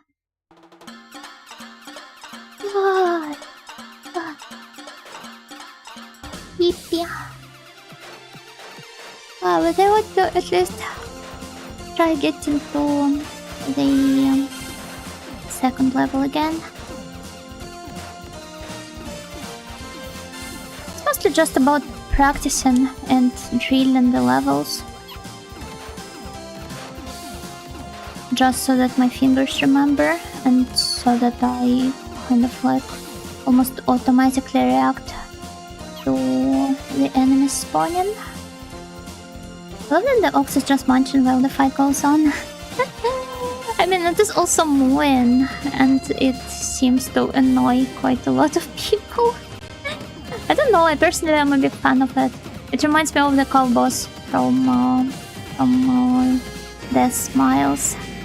I've also remembered her the last time, but I forgot her name again. Was it Mary the cow? I don't remember. I don't remember anything. I'm blissfully unaware of the worldly matters. Just like Buddha before he became Buddha.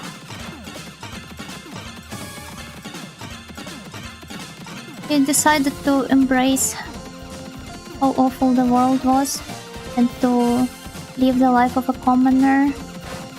And I am but a simple audio who wants to avert her eyes from all the suffering. This game has great sprites so far. I know, right? They're so wacky. I am a big fan. I really love cute ups in general. But, well, there are so many nice little details here. Like, for example, later on in the game, there are going to be the Maneki Neko enemies flying around, which, when you destroy them, explode with little coins. It's basically unnecessary, but such a lovely detail.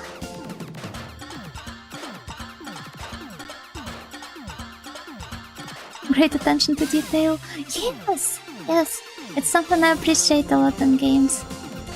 And I think it's something a lot of games have, to be honest. I am yet to find a game where it just felt absolutely empty and dull. In most cases, there always is something to cherish and to gush about.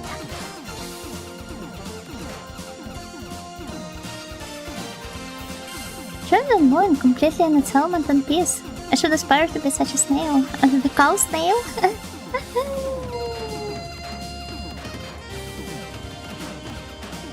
Do you guys remember that one screenshot going around of a Wikipedia article about, I believe, different onomatopoeias? I forgot what it's called in proper, in simpler words. Basically, the words that represent different sounds. And there was one for the sounds the different animals make. Like, for example, in cats' case, you write it as meow. In dog's case, it's like the wolf. And there was a point for the snail, and it was munch and crunch. Well, Patches, thank you for the follow. Thank you, thank you.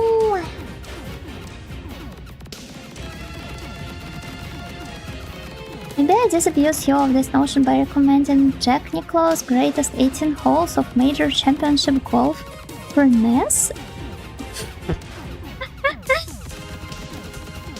I don't even understand the rules of golf, even though there was this golf gacha which I tried playing last year for some time. It reminded me of the... wait, what was Pangya about? It was not about golf, right? It was not tennis either. Wait, what was it about? I don't know what I was thinking when I bought that in the store instead of Phalanx for this NES. Keio Flying Squadron Chapter. Oh, Phalanx, wait, that sounds familiar. Maybe I even happen to have it on my never-ending backlog? Yeah, boss defeated. Nice. Phalanx. SNES. Oh, that sure is the box art of all time.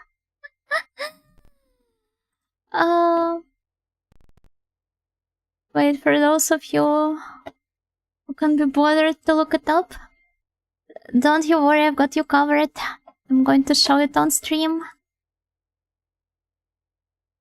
Because, oh boy, is it weird.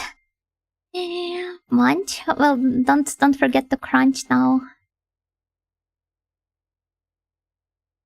Like, what is that supposed to be? What is he doing there? Playing a banjo?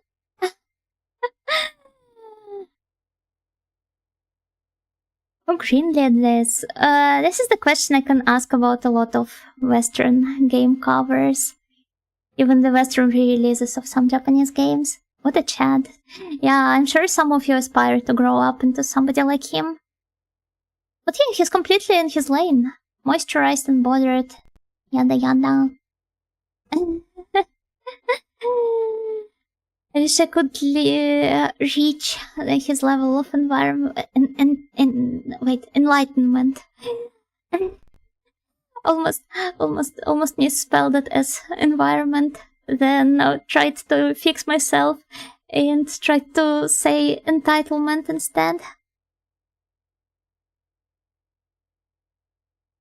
A hyperspeed shootout in space. A very famous space hillbilly shooter. Oh, the screenshots from the game itself, they do not really look as interesting as this cover does, honestly. You know Banjo Karaoke, Banjo and Kazooie? I can't play Banjo though. Doesn't care about space and spaceships. Perhaps the most valid stance to have.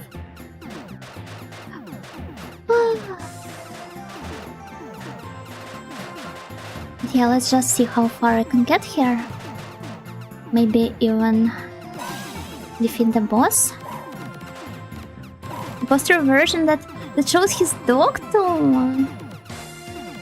Was thrown to mention his dog, his dear friend, while shooting at these dogs flying at me at full speed.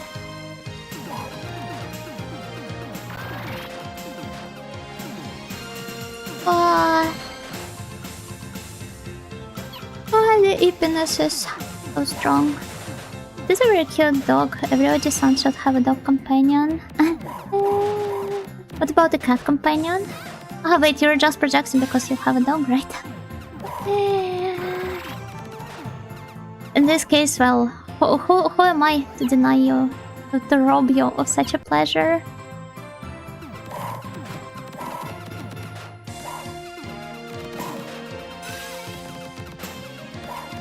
Okay, somehow I have been successfully... Wait, I jinxed it. I jinxed it immediately.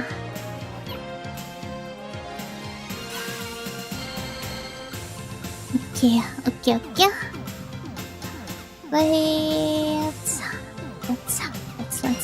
Let's still give it our best shot. Oh, it was the enemies giving me their best shot instead.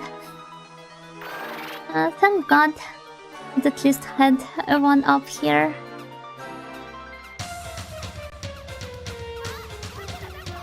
Wow, and I can't even attack him. Because it's... Oh! Snap. Oh. I didn't get a game base enough to have an audio companion. I can only think of games that offer you the audio protagonist, but not sure about the companion. I mean, probably some JRPGs though, right?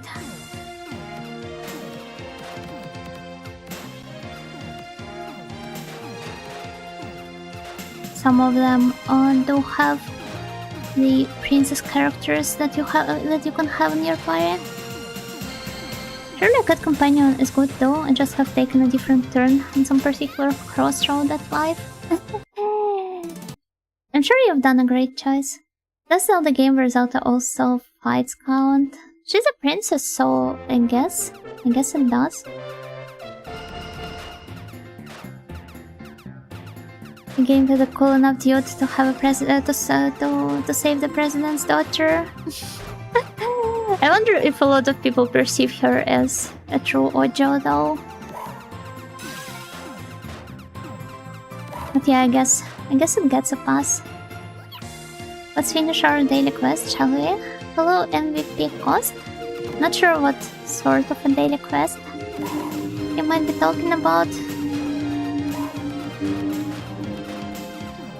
Game Tengoku Cruising Mix, you like it?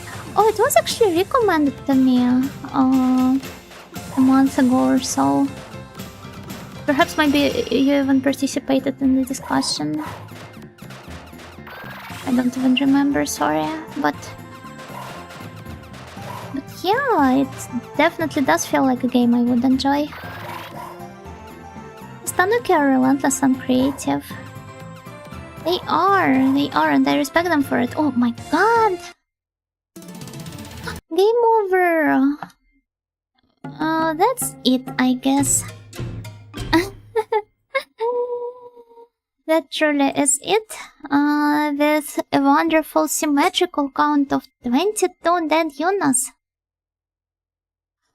Thank you guys for joining me for some comfy time with Keio Flying Squadron today. I did not get to make any actual progress, which is I guess to be expected since it's been 3 weeks since I've last played the game. But surely next time will be better, and I will do my best to not make it that long of a break. So yeah, thank you guys for hanging out with me. Thank you once again, Ray, for the raid. And I will see you tomorrow with some mime for PC98. I guess we are going to raid Miss. Oh, I think this lady is Janko's friend. So let's pay her a visit. Just play Higurashi. Higurashi is sure nice.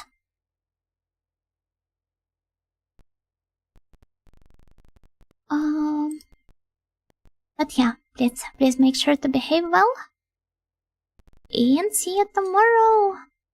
Bye bye. Ippa. Hello, Mochikairi.